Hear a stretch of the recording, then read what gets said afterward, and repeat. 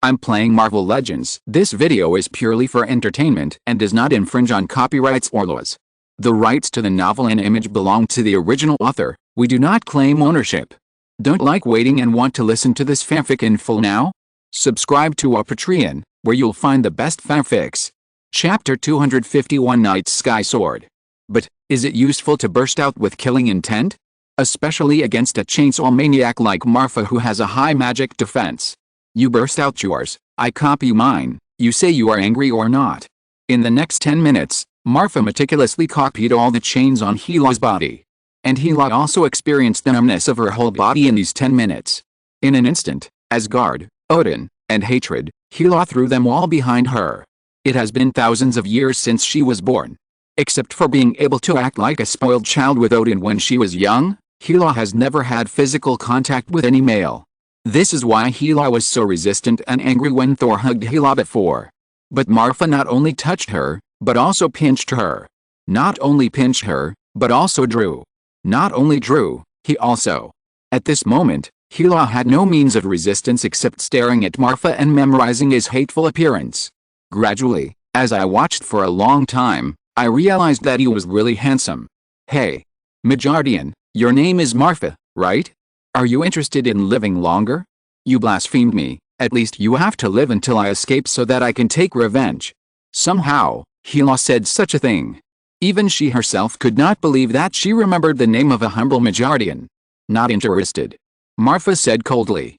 What a joke, he is in existence with infinite telomere regeneration.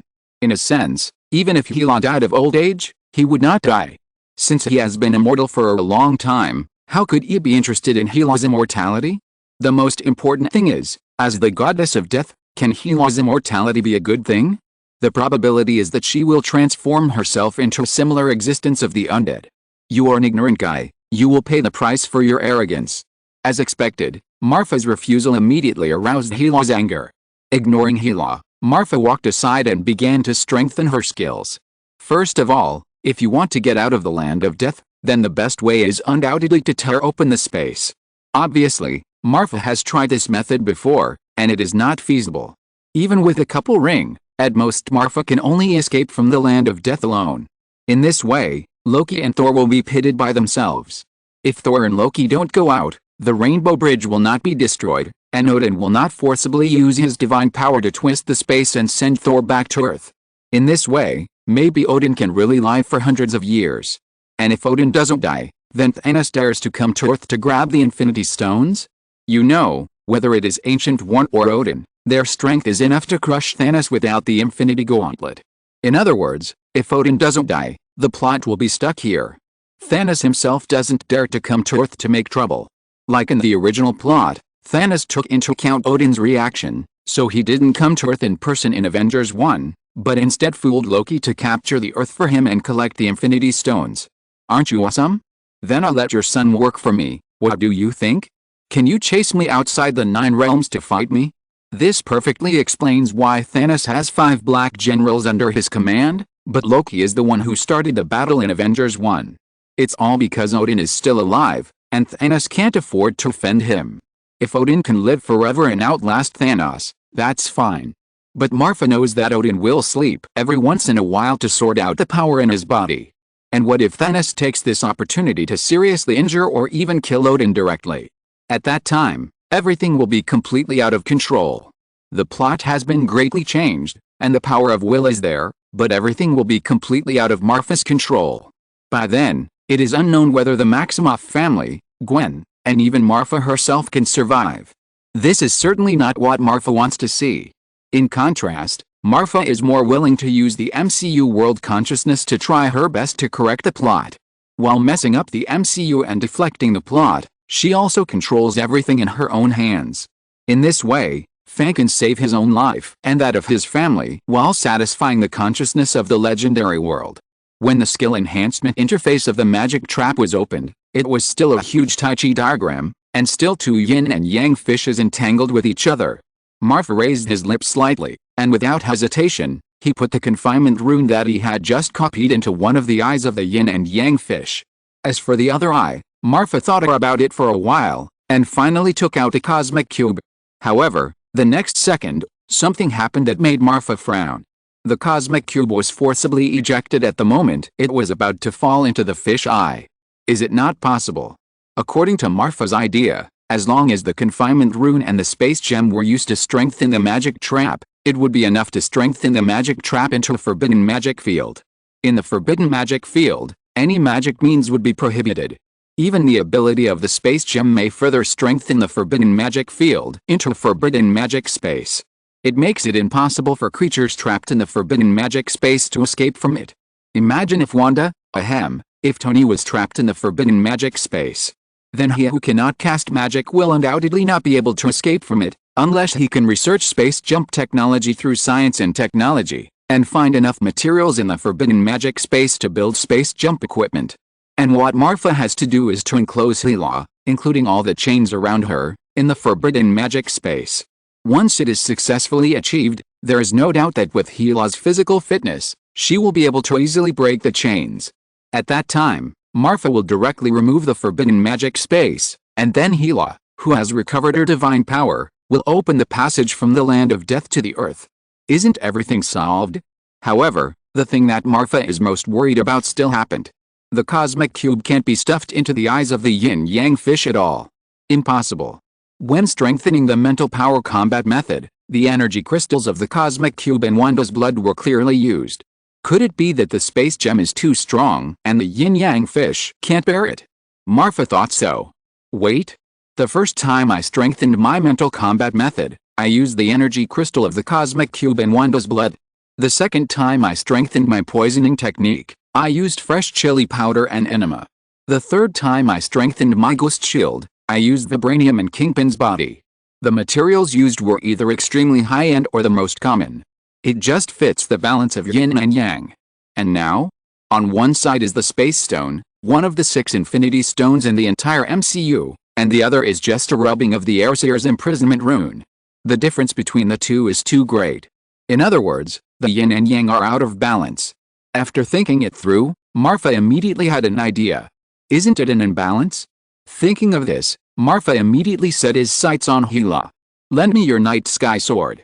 As soon as the voice fell, Marfa immediately reached out and pulled out the night sky sword that was almost submerged in the ground in front of Hela. Paper is just a carrier of runes, and the cosmic cube is also a carrier of the space stone. After so many years of being soaked in the energy of the space gem, even the carrier should have extraordinary effects. Then the problem is simple. Can't we just find a magic weapon and smash the cosmic cube directly? Speaking of magic weapons, isn't there a ready-made one stuck in the ground now? You should know that in Thor 3, when Hela entered Odin's treasure house, her attitude towards the cosmic cube was just to take a second look. As for her sword, the night sky sword, Hela regarded it as a treasure. Of course, there are many other factors, but it is enough to show the extraordinariness of the night sky sword. Swish!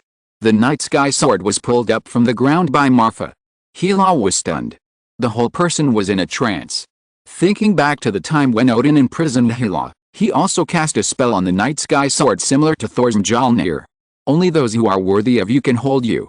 This is undoubtedly Odin's backup plan to prevent someone from mistakenly entering the land of death, pulling out the night sky sword, taking it away or directly killing Hela. The one who deserves the sword of the night sky is naturally Hela herself. But now Marfa has pulled out the sword of the night sky. What does that mean? Doesn't it mean that Marfa is also worthy of the sword of the night sky? Since he is worthy of the sword, doesn't it mean that he is also worthy of the owner of the sword? Thinking of this, and thinking of the scene when Marfa had played tricks on her before, Hela couldn't help but blush.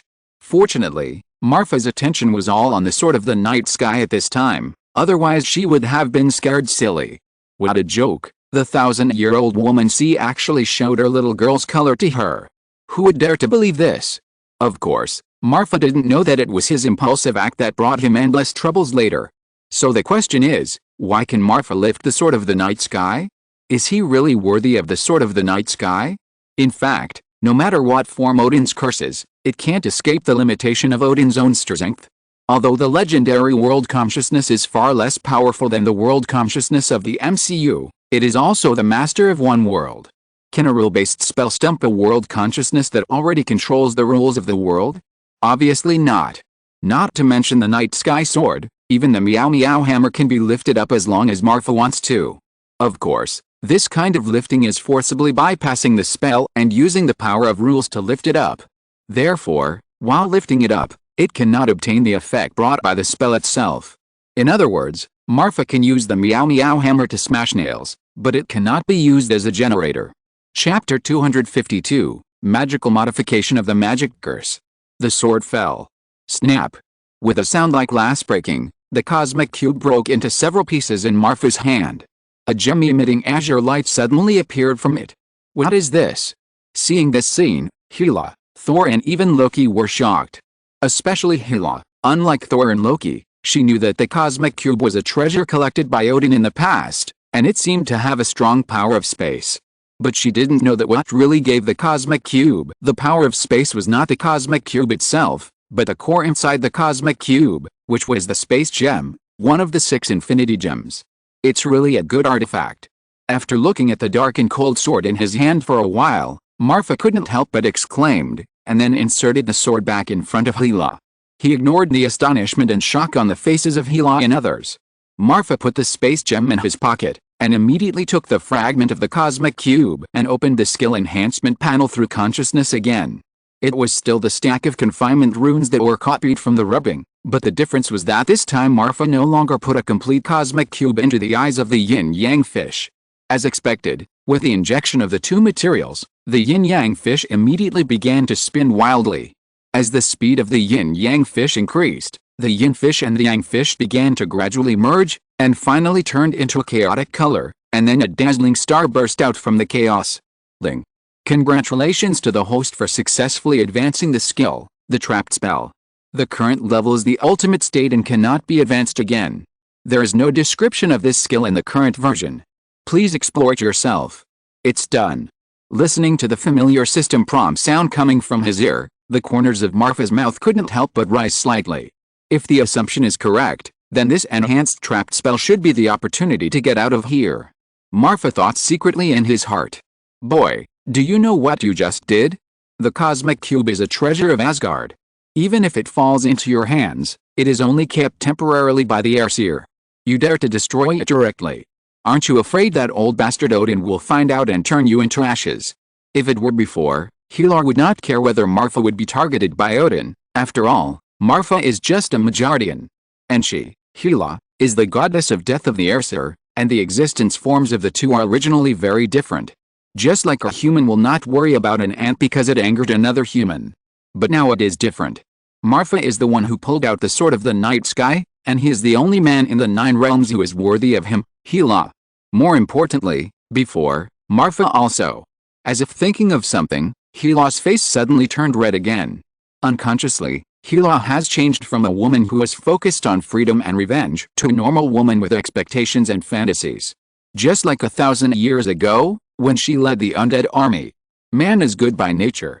The same is true for Hela. The reason why she is so extreme in the original plot is really because of the influence of the surrounding environment. Since childhood, Odin has entrusted her with important tasks and trained her to be an outstanding female warrior. But then, when Hela followed Odin's guidance completely and even did better, Odin directly denied all her efforts and even imprisoned her for 1,000 years. Who would have been unable to bear this betrayal from their loved ones? And now? Marfa is like a candle flame, making Hela's heart, which had long been frozen, feel a little light and warmth.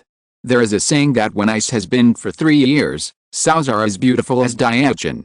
What's more, Hela has been in prison for 1,000 years. Thor and Loki are his younger brothers, so there really is nothing special about them. However, Marfa is not only handsome, but also very powerful. He even pulled out the sword of the night sky. How could Hela not be tempted by this? Afraid? Of course I am afraid. After all, the fathers of the 3 of you are the kings of the gods. How can I not be afraid? But I have to do it even if I am afraid? Otherwise, how can I take you out? Marfa glanced at Hela unhappily and said. Indeed, this is true. If Marfa only wants to leave the land of death by himself, he can use the team chat function to send a widget to Gwen, and then Gwen will turn on the teleportation function of the couple ring, and most of the time he can escape. But in this way, Marfa's loss is too great. Not to mention that a series of arrangements in the early stage were all in vain. Marfa felt very embarrassed just to ask Gwen for warmth when he encountered trouble. What a joke, he is invincible in Gwen's eyes, okay. Marfa would rather waste all the teleportation opportunities on experiencing jumping off a building with Gwen than lose face in front of his girlfriend. Oh. Men. What else is more important than face? But these words sounded different to Hela, Thor and others. Thor, I really didn't misjudge you, Marfa, right? Thor Odinson, will remember you. Even if you want to be my brother-in-law, I will accept it. Hela, you are worthy of being the man I have chosen. You dare to challenge Odin for me. Just this courage is worthy of me, Hela Odinson. Loki, this kid looks much better now. In terms of handsomeness, he is a little worse than me. That's right, only a little bit like a fingernail. What Marfa didn't know was that his words actually raised the friendship between the three people and him to the maximum. I really don't know whether this is a profit or a loss. You smashed the things too, what's next? Loki asked. Next? Of course, I'll try the moves I just learned.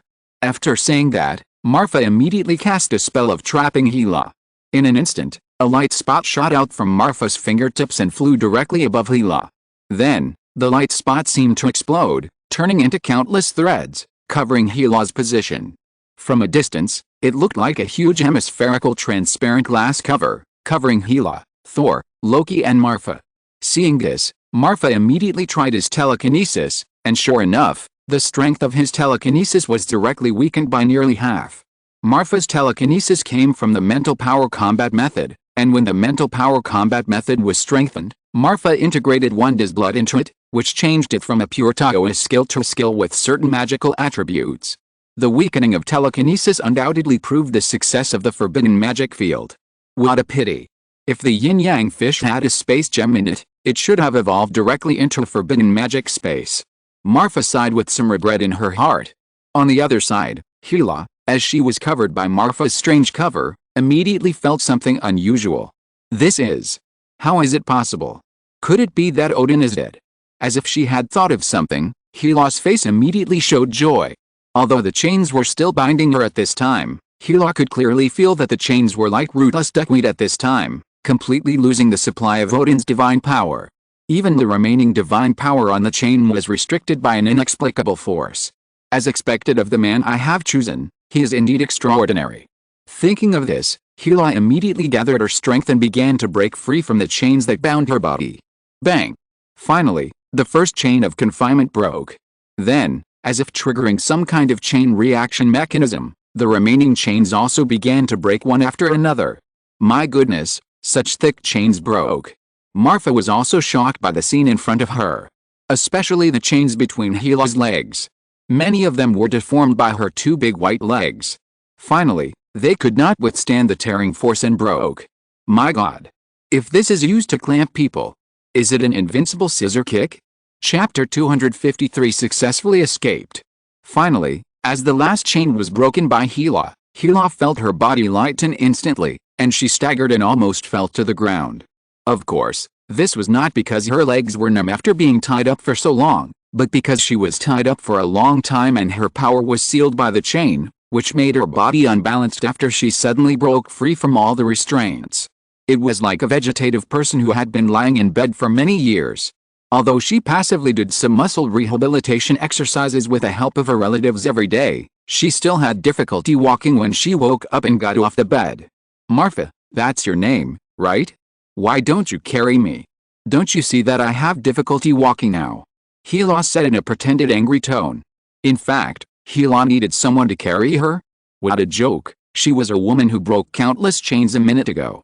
Even if she was a little unbalanced at the moment of liberation, this state only lasted for a few seconds at most. Ah. Me?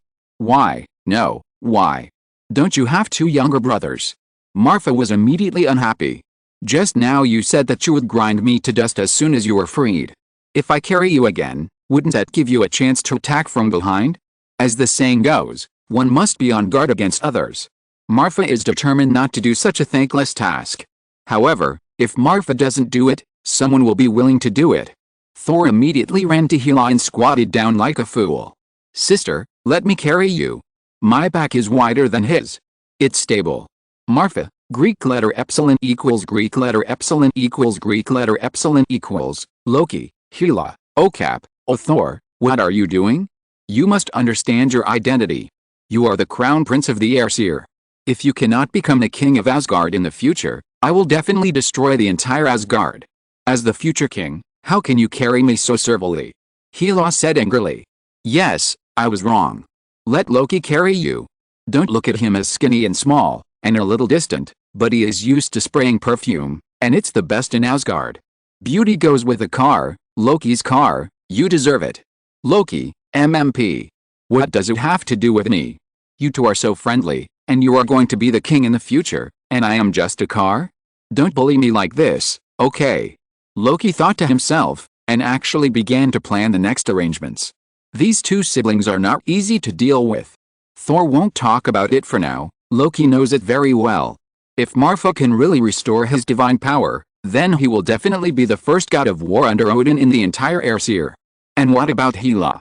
Don't forget that Odin used the entire Valkyrie Legion to suppress Hela, but was wiped out by Hela with 1 against 10,000. With his strength, it is absolutely outrageous. If the brother and sister really team up to kill their father, can Odin, who has fallen into Odin's sleep, defeat them? If the brother and sister win, Thor will undoubtedly be the king of Asgard, and all my efforts will be in vain. And if they lose? Yes, I can't let them win. I have to report to my father in advance. Once they lose, Odin will definitely kill them. Then I will ask for mercy for Thor. If I show my generosity, won't I be able to gain favor in front of my father? Maybe Odin will directly entrust Thor to me? And Thor and Hela are both useless, so who else can compete with me, the third princess, the third prince, for the throne? No. Thinking of this, Loki couldn't help but secretly glance at Hela. Damn sister, I'm going to take the throne of Asgard, and I'm going to make Thor my personal guard. As for you, you're just someone who shouldn't exist. Hela and Thor, brother and sister, naturally had no idea of Loki's complicated psychological activities. But Marfa accidentally saw the coldness in Loki's eyes. Is the third princess jealous? No, those two are relatives, they can't be together. Why are you so anxious? You were picked up, and Thor will be yours sooner or later. Marfa's crazy complaints here, Hela and Thor still didn't notice it. Mainly because at this time, Marfa had withdrawn the forbidden magic field, and Hela, who had recovered her divine power, had begun to use her divine power to open the back door. After a while, with Hela's loud shout, a vortex of void suddenly appeared in front of everyone. Let's go, it's time to leave this damn place. Hela said. Sister, I'll help you. The licking dog, Thor said with a smile. Hela wanted to tear Thor's mouth with a sword. You can't talk, can you please stop talking? I just wanted to ask that damn guy to help me. With such a stubborn brother, Hela's blood pressure went up. If her divine power had not been restored, she would have been pissed off by Thor. You should think about how to restore your divine power. You are now. I can kill you with just one finger, believe it or not. Hela said unhappily. It's okay, it's okay. I still have my brother-in-law. He said before that he would help me restore my divine power. After saying that, Thor raised his eyebrows at Marfa, who was not far away. Thor's voice was as thin as a mosquito's, not to mention Marfa, even Hela could barely hear it. Good guy, if anyone dares to say Thor is stupid again, Hela will definitely be the first to crush his head. How can he be stupid? He is just stupid, and his IQ is not lacking at all. Finally, he said something sensible. Hela felt sweet inside and her eyes became much kinder when she looked at Thor. Oh my god. What my little brother said is true. I am really attracted to that kid from Midgard. Thor was shocked. That's right, Loki taught Thor to say these words, and the purpose was to test Hela's thoughts. If she really has feelings for Marfa, then Marfa will undoubtedly become Hela's weakness. As long as Marfa is controlled, there is no need to worry about not being able to control Hela. As for whether it would be difficult to control Marfa, Loki had never considered it. What a joke, she is just a Midgardian. Even if she has some tricks, she still cannot escape the shackles of race. What is there to worry about? Of course, all this is based on the fact that Loki does not know the existence of the Supreme Sorcerer, Ancient One. If he knew that one of the Midgardians in his eyes could fight his father to draw. Returning to Earth, Marfa could not help but sigh. It was almost like that. It was really almost like that. Adam, how long has it been since I left? Marfa asked. Master, it's been 52 minutes since your signal disappeared. The voice of the tool man, Zora, came from the subcutaneous communicator. 52 minutes. Marfa was shocked and exclaimed. What 52 minutes? Thor asked curiously. Thor, we have been in the land of the dead for almost a day. Marfa sorted out his thoughts and said. Counting the time we spent looking for my sister and the time you molested my sister, it should be about 1 day. Thor said, counting the time we spent looking for my sister and the time you spent molesting my sister. It should be about 1 day. Thor said, counting his fingers. Less than 1 hour has passed on Earth, but about 1 day has passed in the land of the dead.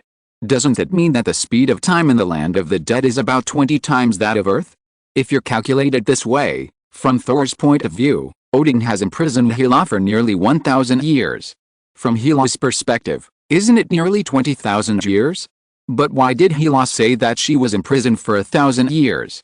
Besides, the lifespan of the royal family of the Aesir is only about 5,000 years. This doesn't make sense. Since he was confused, Marfa asked directly. What's the matter? The 1,000 years I mentioned are naturally the time in the outside world.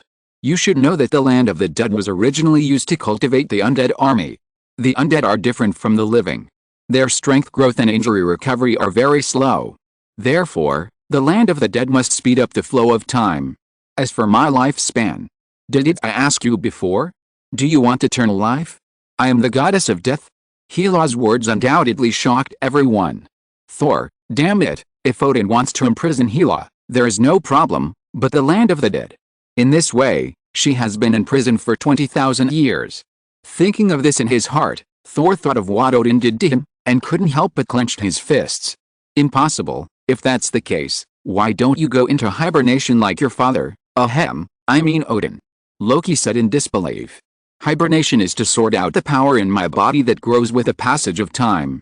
From the moment I was imprisoned, my strength was sealed, and the power in my body naturally stagnated. Although Hela didn't want to mention the sad past, she still told the truth in consideration of further deepening Thor and Loki's hatred for Odin. Well, in this way, according to Marfa's understanding, Hela has nearly 1,000 years less cultivation than the normal Asgardian royal family for no reason. Of course, the biggest problem in Hela's words was also discovered by Marfa. If Hela is really an alternative among the Aesir and has immortality, then doesn't it mean that her strength will also increase endlessly with the passage of time? Thinking of this, Marfa quickly denied his idea. Because with the increase of age, the strength will also increase exponentially, resulting in an increasing frequency of hibernation. In other words, even if Hela can really live for tens of thousands of years in an environment without imprisonment, then her best outcome is to enter eternal sleep. Possessing unrivaled power but unable to wake up, this is really a sad story. But in this way, it seems to explain why Odin sealed Hela. What warlike, what disregard for the lives of people, are all false. What Odin is really worried about is that once Hela uses the speed of time in the land of death and her immortal bug to brush up her strength, then the strongest of the Aesir will change hands in just 100 years. Odin was still in his prime at that time. How would he deal with it? This is easy to prove. Because Thor, who has the same thinking as Hela, was not only not imprisoned by Odin, but put him on Earth to train, so that he really deserves the throne. Everything is because Thor is not immortal and can't brush up the bug, and Odin's deadline is coming, and he has sat on the throne enough. He is worthy of being the king of gods. Chapter 254 Loki's Betrayal. In front of the imperial power, there is no such thing as loving fathers and filial sons, or being friendly and respectful to brothers. Not to mention the distant past, Lear killed his brothers in order to ascend to the throne, and Lear's concubine killed her 3 children in order to secure the position of empress. Yongle almost killed his nephew, and Zuinai abolished 2 princes. All of this is either to sit on the throne or to sit on the throne longer. And what about Odin? He is the throne of the king of the gods, and he is not in charge of just one country, but a whole 9 star fields. He is still in his prime, and his daughter has a tendency to surpass him in terms of both battle record and strength. How can he tolerate this? It has to be said that Hela was born at the wrong time. If she and Thor had swapped their birth times, Thor might have been imprisoned, and Hela would have become the true queen of the Aesir. After thinking this through, Marfa looked at Hela with sympathy and pity. What a poor woman. Marfa thought secretly in her heart. Of course, Marfa is not a saint, and she will not really face Odin for the three siblings in front of her because of the inexplicable sympathy. Marfa has never defined herself as a superhero or a warrior who charges into battle, but a Taoist priest. The emphasis of Taoism is to follow the heart and go against the will of heaven. It is all about planning and layout. Instead of fighting and killing, it is more satisfying to be the mastermind behind the scenes. That? Hela, Thor, Odin is really a piece of shit. I didn't expect that he would harm you so much for his own selfishness. Don't worry, I will definitely stand on your side. I will go to Asgard first to find out the news for you. Only by knowing yourself and the enemy can you win every battle. Since he has escaped from the land of death, Loki naturally doesn't want to stay with the two prisoners in front of him. What a joke. Loki is still innocent until now. Okay. Good citizen's work. If Odin found out that he was with Hela, he would never be able to clear his name even if he jumped into the Milky Way. Just as Loki finished speaking, the sword of the night sky was placed across Loki's neck. Do you want to tip off? Hela's eyes were sharp, staring at Loki. Unlike Thor, who is Loki's childhood sweetheart, Hela had no good feelings for Loki at all. Not only because Hela did not feel the resonance of blood in Loki, but more importantly, Loki was different from them and was not exiled by Odin. Although she was not sure, Odin in Hela's heart had already worn a green hat at this time. That's right. Since Loki did not have a blood resonance, it meant that Loki was not from the Aesir, at least not the son of Odin. Queen Frigga came from the most ancient Vanaheim, and was not from the Aesir. And Loki was favored by Frigga. So can it be understood that Loki is Frigga's illegitimate child? At least that's what a famous detective, Mauri Hela, thought. The reason why they didn't make it clear in public was, to put it bluntly, that they didn't want to embarrass Frigga. After all, she was the biological mother of Hela and Thor. Moreover, Frigga cheated on Odin, which was so explosive. In Hela's view, it would be most valuable to tell Odin about this matter when he was dying, so that he would die with regret. Of course, as the truth that Hela has always believed in, those who are not of my kind must have different hearts, so naturally, Hela would be suspicious of anything Loki does. Therefore, the moment Loki said he wanted to quit the group and leave, Hela immediately put the long sword on Loki's neck. No, no, no, how could I betray you? You are my brothers and sisters. How could I betray you? You have to believe me, Loki said sincerely. As the god of trickery, Loki's lies were so realistic that if Marfa didn't know what Loki was like, he would have been fooled by him. Of course, Loki didn't expect to completely deceive Hela, but does it matter? Isn't Thor next to him? Thor, please say something. You know, I've been timid since I was a child. Look, my sister put the sword on my neck and my legs are shaking. Loki winked at Thor beside him frantically. Timid? Are you kidding me? When I was 4 years old, who put a poisonous snake in my bed? When I was 101 years old, who secretly cut off my wife's golden hair while she was taking a nap? When I was 360 years old, who secretly forced the Dwarf King to dismantle the handle of Mjolnir's hammer and make it into a dagger without telling Odin? When I was 480 years old, 510 years old. Now you're telling me you're timid? Of course, Thor was just thinking about these words in his heart. After all, we were brothers who grew up wearing the same pants, but Thor never took these things to heart. P.S. I didn't take it seriously, you remember it so clearly, Hela, believe me, he won't betray us, I guarantee it with my honor. Seeing Thor pleading for Loki, Hela naturally said nothing more, and put down the night sky sword. I'll give you 3 days. If you can't provide us with useful information after 3 days, then when I kill you in Asgard, you will definitely be among the corpses. Hela said coldly. Of course. 3 days is enough. Loki glanced at Thor gratefully and said. He sighed silently in his heart. Thor, your honor has been gone since the moment you were exiled to Midgard. So, don't blame me for deceiving you again this time, mainly because your chips are really worthless. Watching Loki leave the earth on the Rainbow Bridge, Marfa couldn't help but secretly rejoice in her heart. Asgard. With a burst of brilliant colorful light, Loki's figure also appeared on the Rainbow Bridge of Asgard. Loki, tell me quickly, where did you go? Why is she with you? Seeing Loki return safely, the bridge keeper Heimdall immediately chased him and asked. Heimdall, even you know her? So, everything is true. Loki said with a stern look, After receiving too much information at once, Loki said that he urgently needed to calm down and think about the next countermeasures. No. Loki, you don't know how terrible she is. She almost slaughtered all the warriors of Asgard back then. Heimdall said with some lingering fear. Where is my father? This matter is of great importance, and we must make a countermeasure immediately. You open the barrier of Asgard first. No matter what, we must never let them return to Asgard. Loki said after a moment of silence. Question mark? Seeing Loki's serious expression, Heimdall was stunned. This script is wrong. According to Loki's character, he can survive in Hela's hands, which proves that he has betrayed Asgard. As the bridge-keeper of Asgard who can see through the 9 realms with his naked eyes, Heimdall naturally knows Loki's true identity. Because of this, Heimdall never really believed in Loki, and never thought that he would be able to replace Thor to inherit the throne of Asgard. But now, Heimdall can't help but re-examine the person in front of him. If Thor surrendered to Hela, then is it possible for Loki to inherit the throne? After all, he is the son of Laufey, the lord of Jotunheim, the king of the frost giants.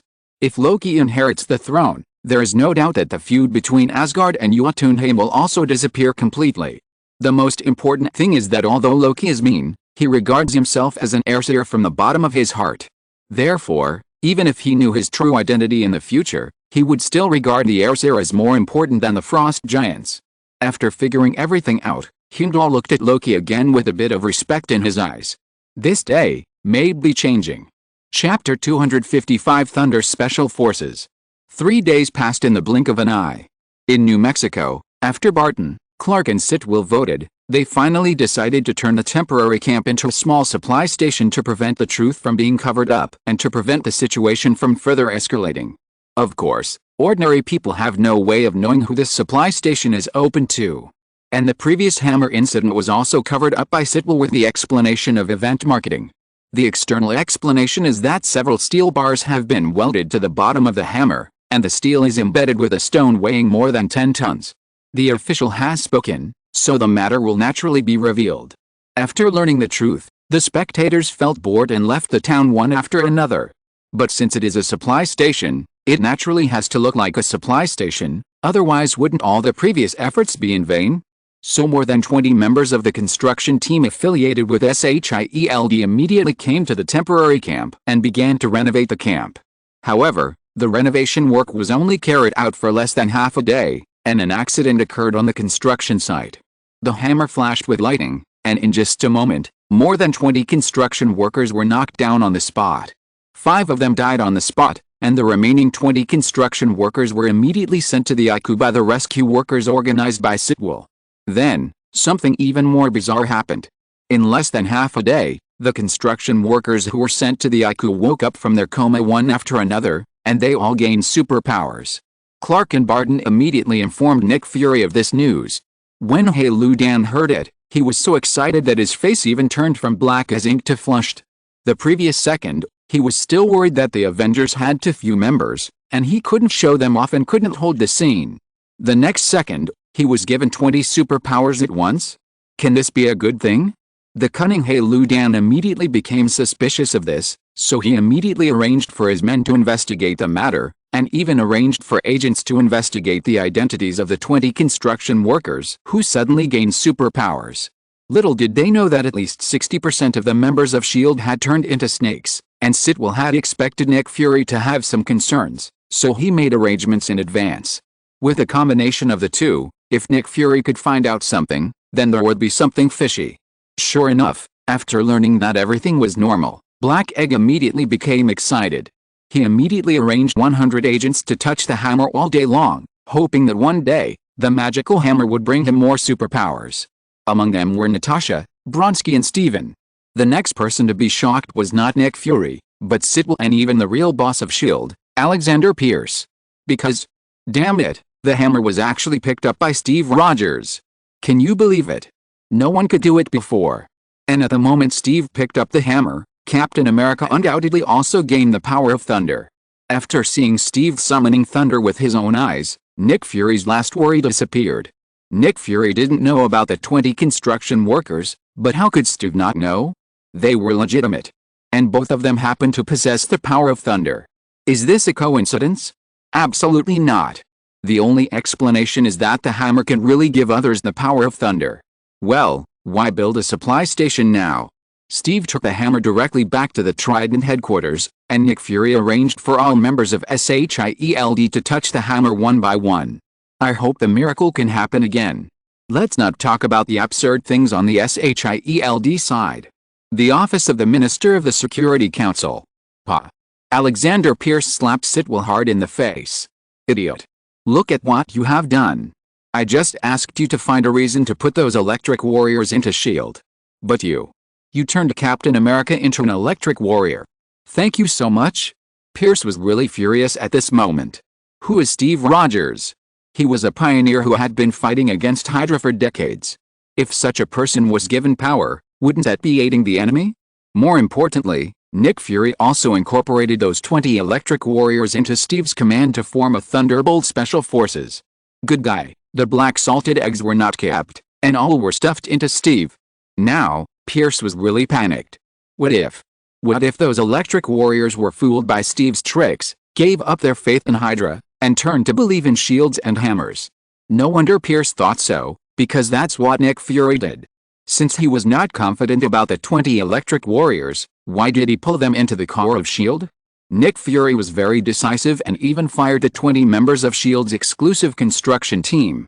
Of course, this did not mean that Nick Fury did not want them, but let them and Steve pack up and join the Avengers as the Thunder Special Forces.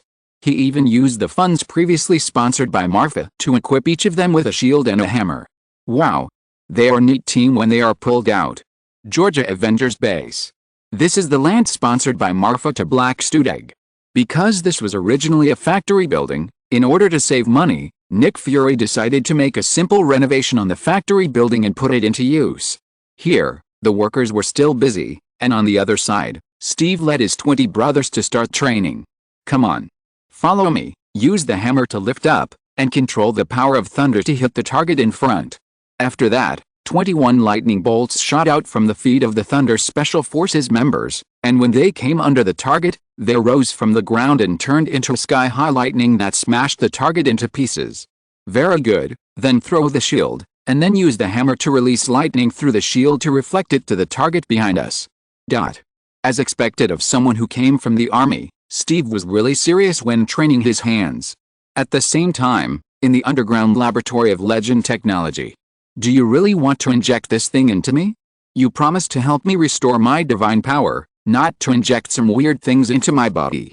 Thor looked at Marfa in front of him with some grievance. Pop?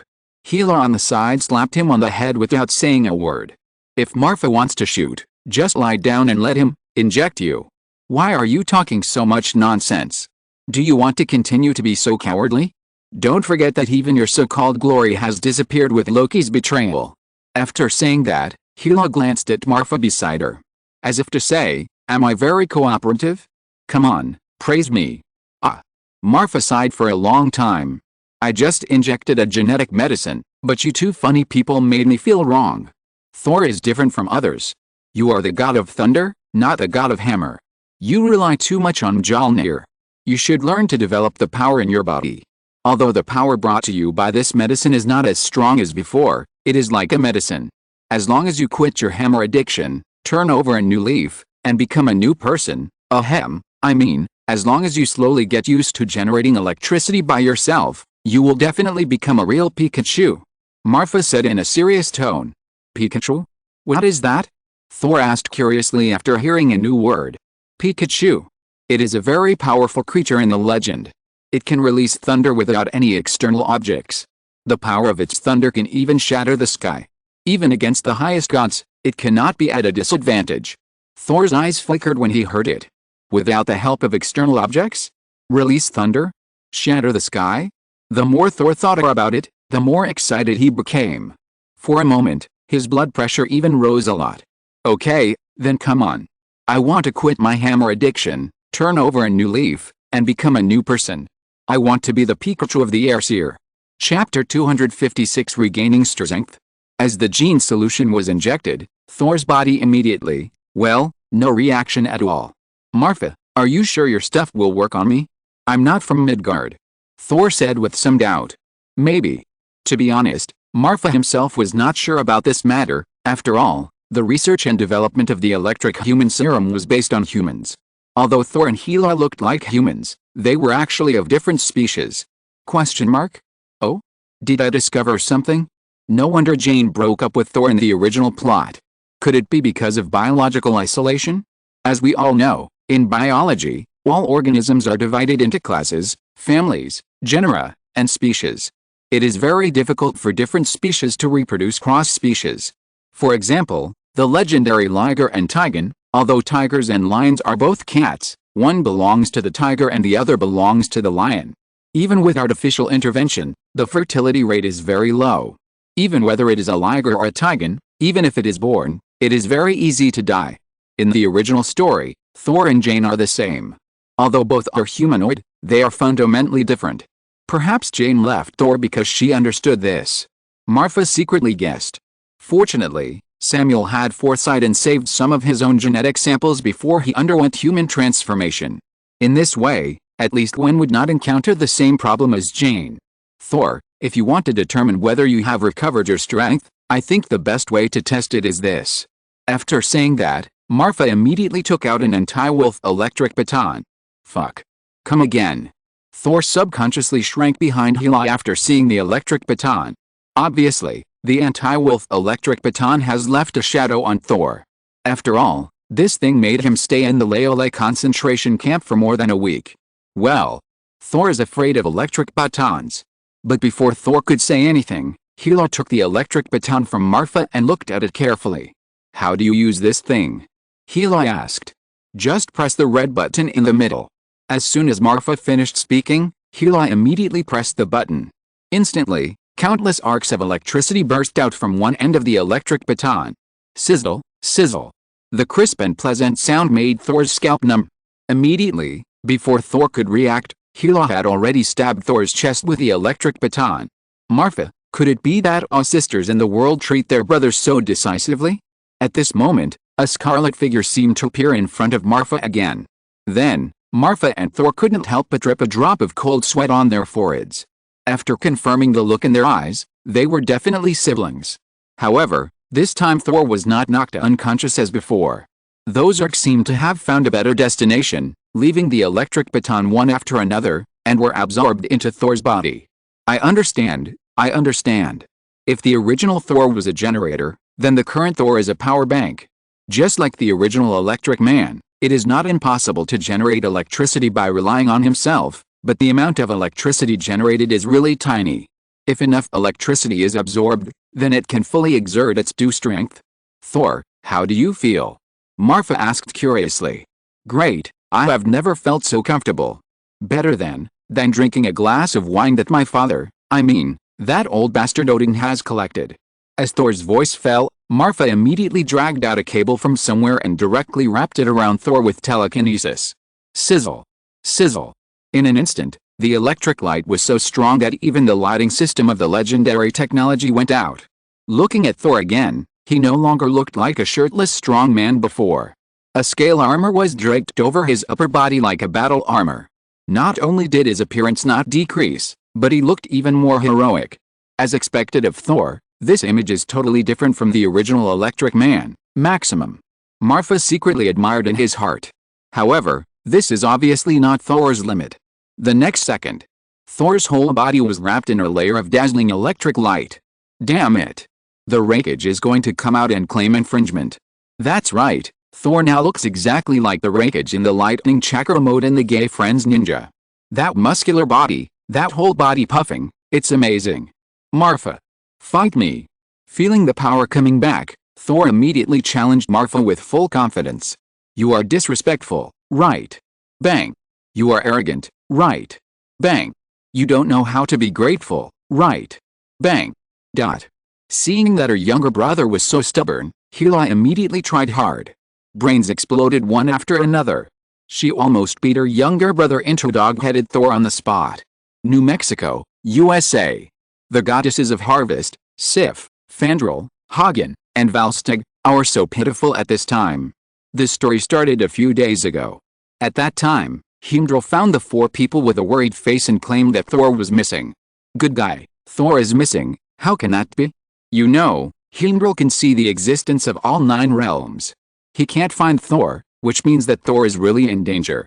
So, the 4 people each took their weapons and hurriedly rushed to the earth through the Rainbow Bridge, starting a 1,000-mile search for their husband, starting the road of begging.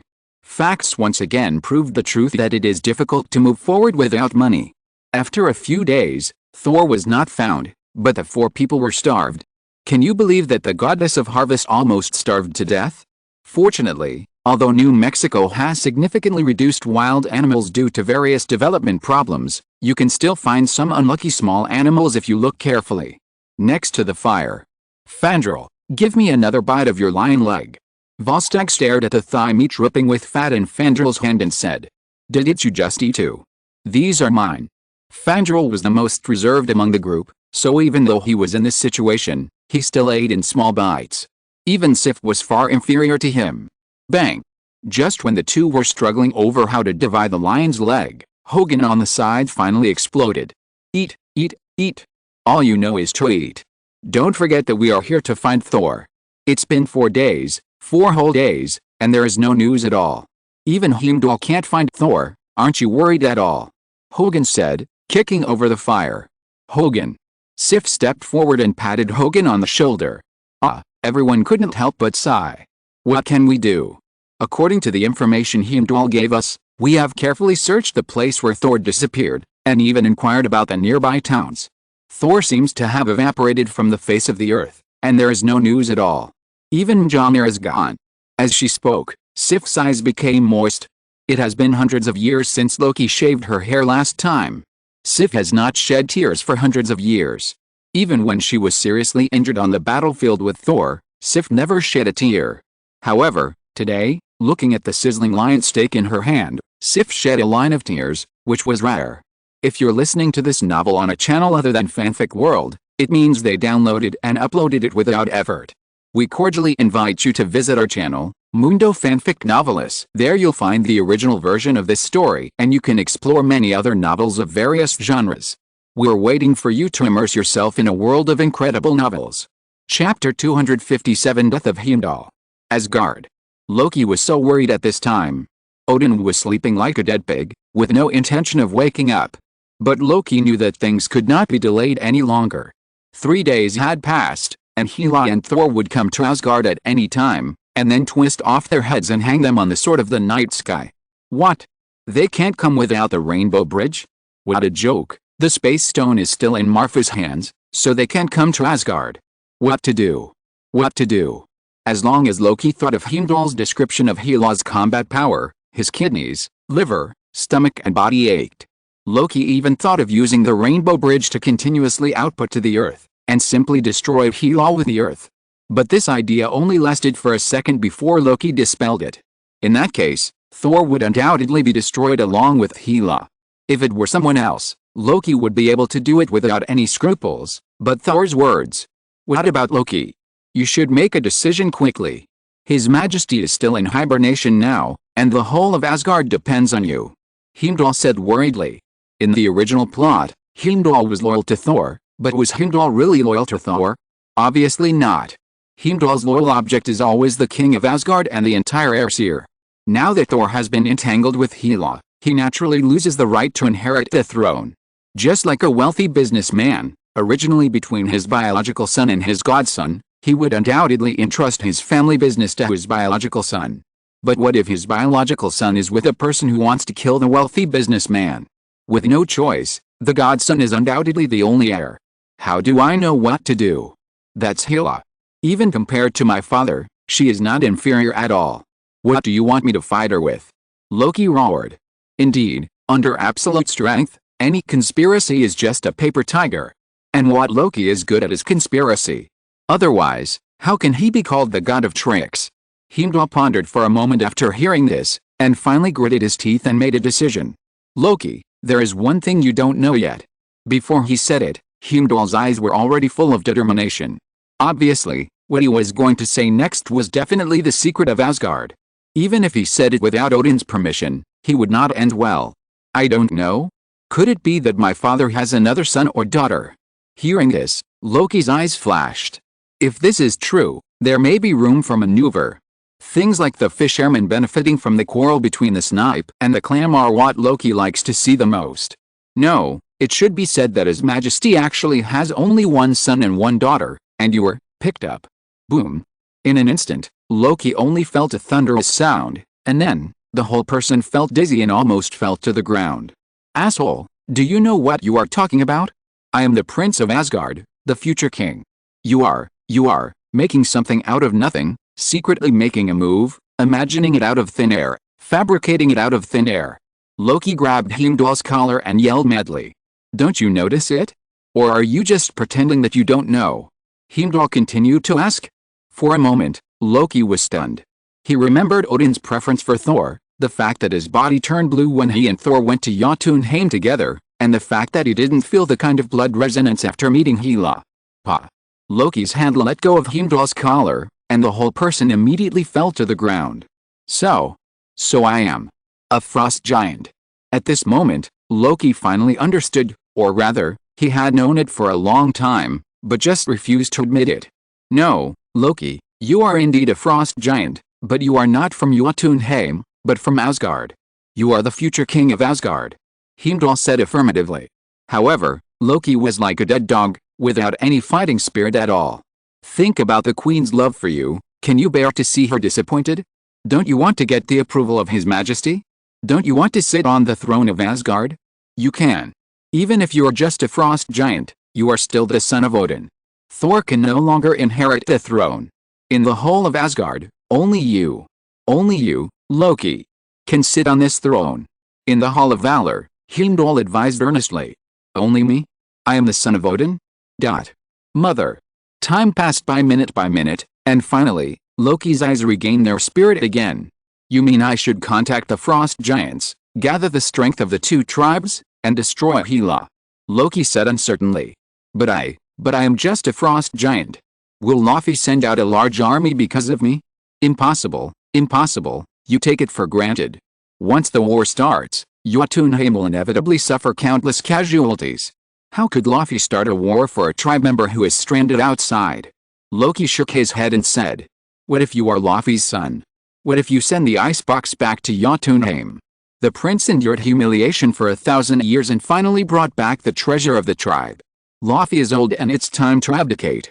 You will not only inherit the throne of Asgard, but also the throne of Jotunheim. By then, you will hold your majesty's Gungnir, control the destroyer, and lead the army of Jotunheim. Don't you have the confidence to take down Amir Hela? Heimdall's words were like the legendary forbidden fruit, full of temptation. Yes. As long as I send the icebox back to Jotunheim, and as the son of Laufey, even if I can't sit on the throne immediately, I will have great power. And if I solve Hela for my father, there is no doubt that I will be the king of Asgard. How could Laufey not pass the throne to me then? No wonder. When I was young, my father said that Thor and I would become kings. It turned out that he meant that I would become the king of Jotunheim. After figuring everything out, Loki suddenly became clear. After nodding slightly to Heimdall, he immediately walked towards Odin's treasure house. Time waits for no one. He must lead the army to attack the earth before Hela descends on Asgard. After Loki left, Heimdall immediately knelt in front of the throne. Your Majesty. For Asgard, for the Aesir, I Heimdall, have tried my best. As he spoke, Heimdall had already burst into tears. Following Odin for thousands of years, Heimdall has been working diligently and silently for the entire Asgard. He watched Odin and Hela conquer the 9 realms, watched Odin imprison Hela, watched Thor's birth, watched the two princes grow up. Today, for Asgard, he made a huge mistake. He personally revealed the truth that the God King had been hiding. He betrayed Odin. However, Heimdall did not regret it. Everything is for Asgard, everything is for the Aesir. Blood splattered in Valhalla, soul returned to the Rainbow Bridge. In the back hall of Asgard, Odin was sleeping, and a teardrop shining like a diamond slipped from the corner of his eye. Chapter 258 Mark 11. Heimdall's death can be said to be inevitable and necessary. According to Odin's original plan, Thor will inherit the throne of Asgard, and Loki, after confirming his loyalty to Asgard, Odin will send him back to Jotunheim to inherit the throne of the Frost Giants. With a 1,000-year bond between Thor and Loki, There is no doubt that the Aesir and the Frost Giants will truly form an alliance forever. Combining the strength of the two tribes, there is no doubt that the Aesir will be more prosperous. And he, Odin, will be remembered by all the people of the Aesir again because of this incident. It's just that plans can't keep up with changes. How can Odin know that there is a mortal in the 9 realms he rules who dares to plan such a big chess game? So that whether it is him, Odin, the king of the gods, or the entire Aesir behind Odin, they have become the pawns of that mortal. Since everything is irreversible, there is no doubt that Heimdall's strategy has become the best choice. On the one hand, Odin himself is still in hibernation. Because of the previous backlash, he needs to concentrate on suppressing the runaway power in his body. On the other hand, as the king of Asgard, how could Odin lower himself to beg the foreign child who has always been just a pawn in his eyes? What's more, whether it is Gungnir, the spear of Odin, or the armor of Odin, the destroyer, these represent the supreme imperial power. If Odin personally gives it to Loki, doesn't it mean that everything will be a foregone conclusion? Now Odin still has expectations, looking forward to the day when Thor changes his mind, and looking forward to his own son to inherit his position. Therefore, Gungnir must not be handed over to Loki by Odin. Similarly, Odin can't ask Loki to take the ice box to Jotunheim. In that case, doesn't it mean that he, Odin, has given up? There is no doubt that Heimdall did everything Odin wanted to do, but in any case, it was a serious crime to trick the Prince of Asgard into taking the ice box to Jotunheim, and even trick Loki into secretly taking Gungnir and the Destroyer, two artifacts that symbolize royal power. Odin can shed tears for Heimdall, but he will never pardon Heimdall for this. This is the sorrow of the king of the gods. Nepal, Kathmandu, Kamartaj. Sir, congratulations, Mark 11 is finally completed. In the laboratory, Jarvis's slightly excited voice sounded, which undoubtedly proved the birth of the demon armor. Jarvis, I think you should change completed to preliminary completion. Tony patted his belt with some pride and said, Sir, you mean that Mark 11 still has room for improvement? I'm sorry, I really can't give you too much advice on metaphysical things like magic. Jarvis said apologetically. Room for improvement? Of course, I'm Tony Stark. In my eyes, there is always better, not the best. The current demon armor only realizes all the functions of the original Mark 10 through the magic circle. But this is just the starting point, not the end. I don't want to need Marfa to clean my ass every time. After saying that, Tony immediately patted his belt lightly. In an instant, a golden red armor made entirely of magic energy was immediately attached to him. If the armor was not vaguely translucent, perhaps others would really think it was Mark 10. The next second, as the roof of Tony's room, which had long been transformed by him, opened automatically, Tony immediately flew up, turned into a stream of light, and disappeared in Kamartaj. Sir, how do you feel? Since a microcomputer chip had been implanted in his earlobe, Jarvis could still maintain communication with Tony. To be honest, this is much harder than I thought. After all, now I have to control all the operations myself. Even shooting requires me to aim manually. To be honest, I don't like this feeling. Because in this case, I have to sign up for at least a shooting class and a fighting class. With this time, I might as well upgrade the magic armor. Tony said while his body was suspended above the clouds. Perhaps you can further integrate magic and technology, such as installing a microcomputer on the magic array disk on your belt. Jarvis suggested.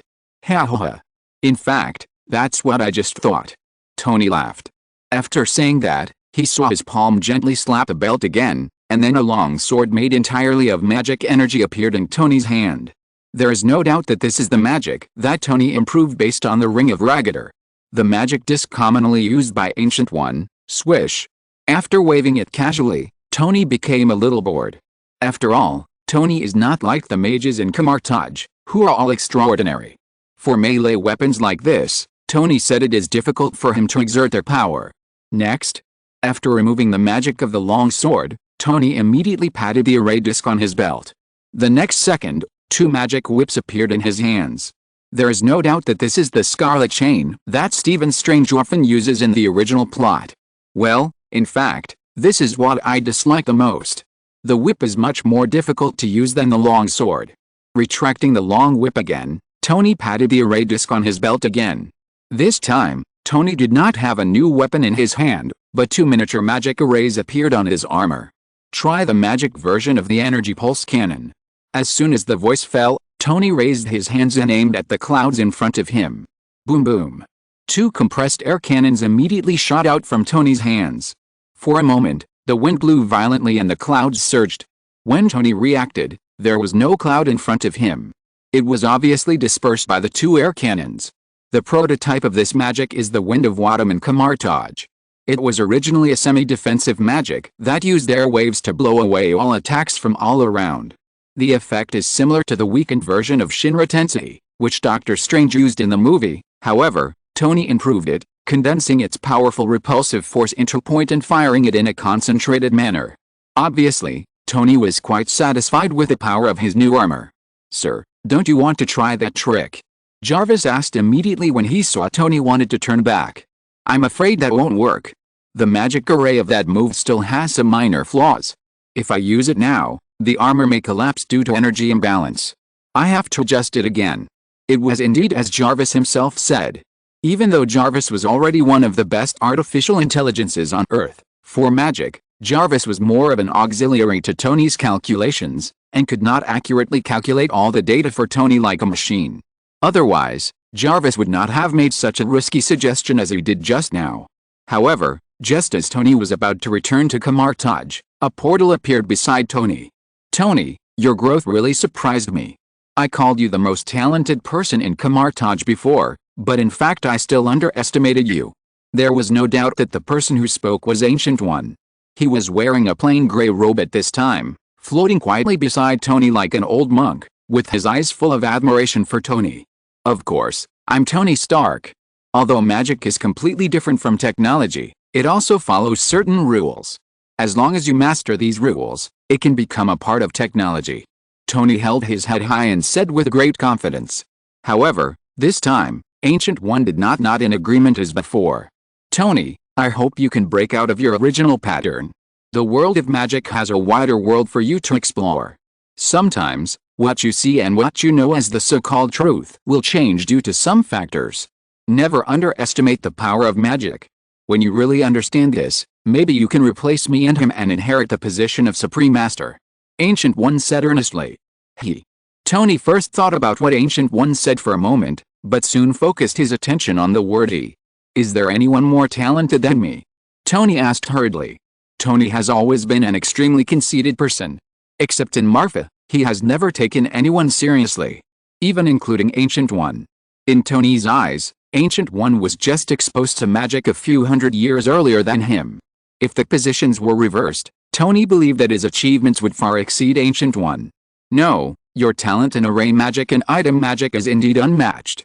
But in terms of instant magic, let's not talk about the long term. Can your magic portal be opened stably now?"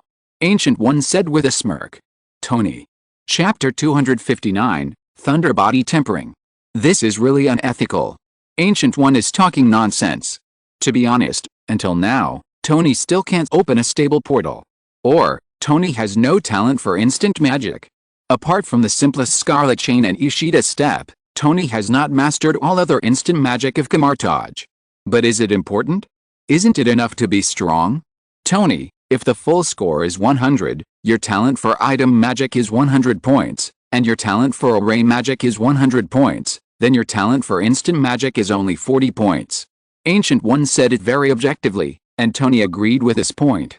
Tony even felt that his instant magic might not even reach 40 points. "Then what about him you mentioned?"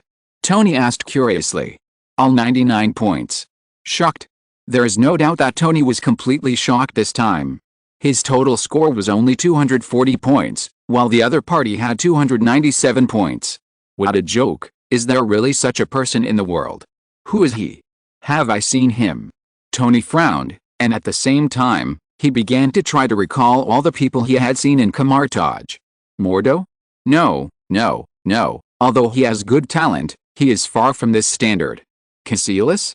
Probably not either. This guy's talent in prop magic is not much worse than his own instant magic. Wang? Even more impossible, he is just an internet addict. Could it be Mobius? It is said that he became a disciple about half a year earlier than himself, and although he has made rapid progress, he should not have reached that level yet. After screening everyone he knew one by one, Tony finally looked at the Ancient One with an angry face. "Sir Supreme Sorcerer, I believe that humility is a virtue, although I don't. But you can't praise yourself like that. There is no doubt that Tony misunderstood and mistook the genius mentioned by the Ancient One for the Ancient One himself. Ha ha ha. You are very self-aware, but I am not a shameless person. If it really comes to that, maybe you still have the chance to meet him again. So, what about you now? Should you go back? You know, Pepper has already regarded me as a human trafficker. My name is already on Nepal's wanted list. After saying that, the figure of the Ancient One took a step forward and disappeared. Pepper. Damn. Thinking that he had not contacted Pepper and Hill for a long time because of his obsession with studying magic, Tony was horrified and immediately planned to use the portal to go back to New York. But as soon as he raised his hand, he sighed helplessly. Just as the Ancient One said, he really couldn't do it. In the end, Tony could only pat the array on his belt. In an instant, an extremely stable portal appeared in front of Tony. Pepper. Hill. I'm back to hand in my homework. On the other side, Pietro had also completed the transformation and began to adapt to his new abilities. Since Samuel and Banner injected Pietro with the lightning cell nucleus, Pietro has the ability to enter the lightning mode. Similar to Thor, when the lightning mode is turned on, Pietro's body will also be wrapped in the dazzling electric light. But because the lightning cell nucleus made by the body tissue of the symbiote indirectly controls the electric light human serum, Pietro cannot transform into Pikachu like Thor and release lightning at will. Although in order to avoid the problem of body alienation, Pietro can be said to have suffered a huge loss. But this idea of imitating Marfa is undoubtedly the most suitable for Pietro. Every time the lightning mode is turned on, Pietro's body cells will be tempered by the power of thunder, causing a large number of body cells to age and die rapidly. But with Marfa's unlimited telomere regeneration ability, Pietro can also regenerate cells continuously. And each regenerated cell will undoubtedly be stronger than before and more adaptable to the lightning mode state. At first, Pietro still had some concerns, worrying that the body's evolution too fast would lead to some side effects. After all, there is no object for reference in his case. However, gradually, Pietro found that his body cells were becoming more and more active, and even if he was injured, he could recover quickly. This was good. Pietro completely let go. Almost except for going to school, he would hide at home to temper his body with thunder. After a few days, flying over eaves and walls, floating on water, and breaking the sound barrier were all easy for Pietro. The most important thing is that even if he ran for hundreds of kilometers in a row, Pietro would not change his face or breathe. This physical fitness alone has left him far behind 1 times the speed of sound, 2 times the speed of sound, 10 times the speed of sound. After Pietro's body could withstand 10 times the speed of sound, this progress began to slow down. Obviously, the burden of 10 times the speed of sound on the body has exceeded the limit that Pietro can currently bear. The fastest aircraft in the world, the X-43A, can only reach 9.7 times the speed of sound, which can only be achieved in a specific environment, and the aircraft crashed not long after the test flight. Pietro knew that the reason for such progress before was mainly due to the increase in the body caused by the symbiote phantom and his original solid foundation. If he wanted to improve further, he could only rely on hard work and temper his body day after day. Of course, just like Marfa's extreme dual-core transformation, Pietro can also enter the extreme lightning mode. In that state, his body will enter the semi-element state, directly skipping the speed of sound to achieve the speed of light. Don't underestimate this. According to Einstein's special theory of relativity, if a bullet with a mass of 10 grams can hit the sun at the speed of light while remaining intact, then the entire solar system will be destroyed. It is conceivable how terrifying Pietro's full-strength attack is at this time. Of course, first he needs to find a bullet that can withstand the speed of light. After repeated verification by Samuel and Banner, they also came to the conclusion that using this forbidden power would cause irreversible damage to Pietro's body, even if he did not die in the explosion of the solar system. Even relying on the telomere regeneration ability cannot repair it. It should be noted that elementalization and semi-elementalization are 2 completely different concepts. The elementalized body, such as the state of the electric light body turning into lightning, can only be achieved by completely turning the body into an electron state smaller than an atom. In this state, it is almost impossible to cause harm to the opponent. The only result of hitting the wall with an elemental body is to pass through the wall. Although Pietro's semi-elemental state also turns the body into electrons, it is a group of electrons condensed together. That is a real entity. If Pietro hits the wall in a semi-elemental state, the result will either be Pietro's fall apart or the walls fall apart, and there will never be a situation where he passes through the wall. P.S. So how did the Flash move at the speed of light and get tripped by things? Newton and Einstein's coffins can't cover it. Compared to Tony and Pietro, Andrew is much more lazy.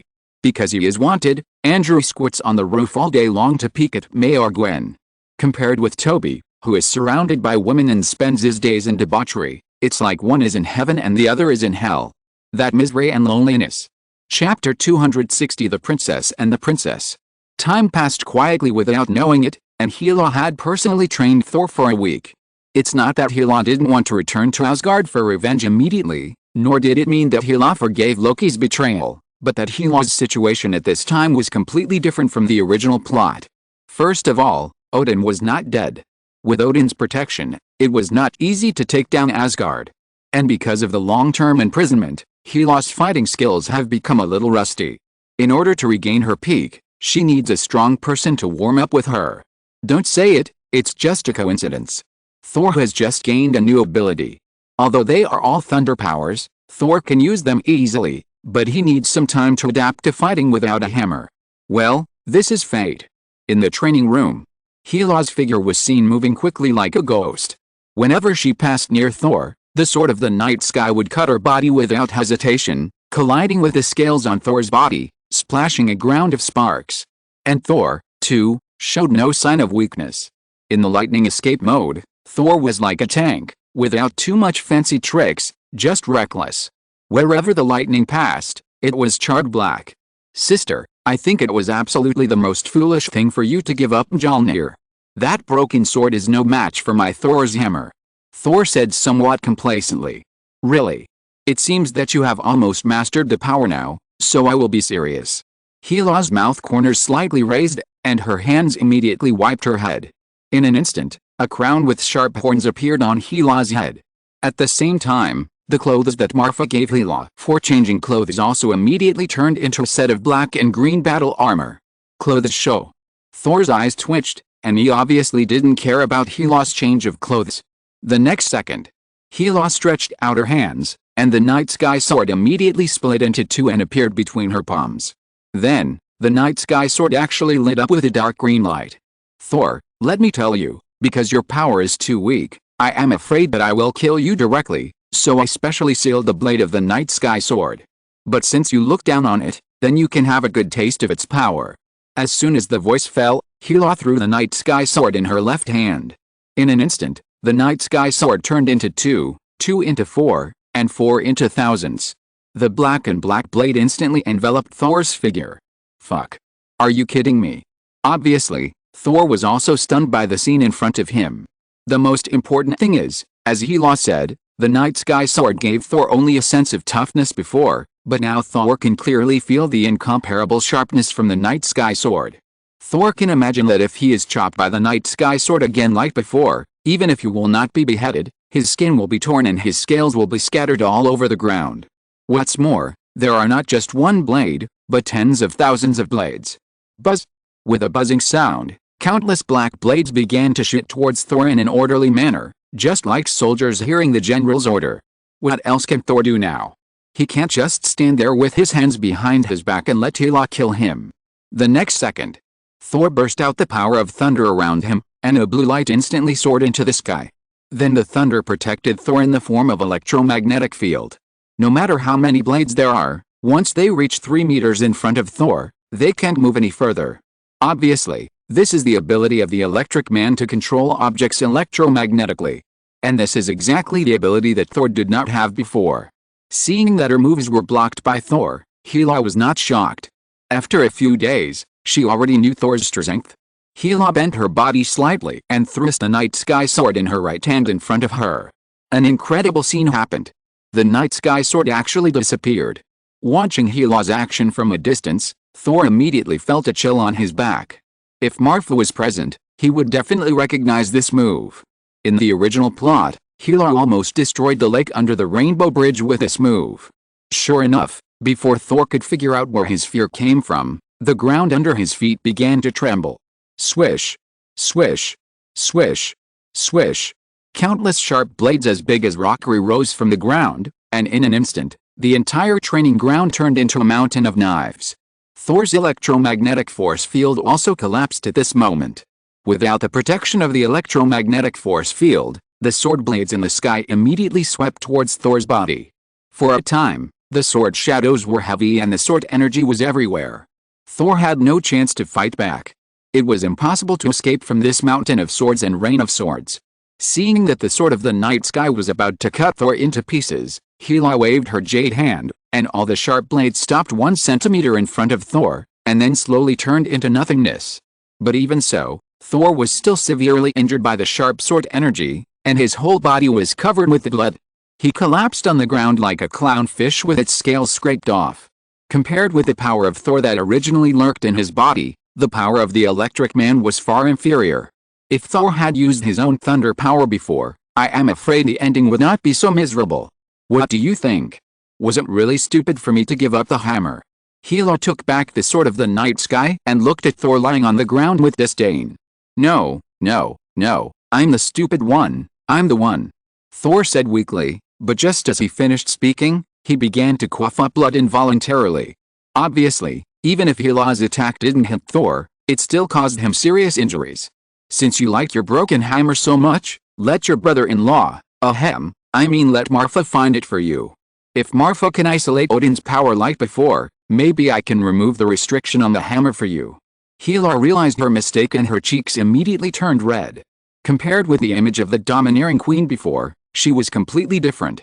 Hela was still inexplicably shy, while Gwen on the other side had an expression on her face that said, I'm unhappy, I'm angry, and it's useless for you to coax me.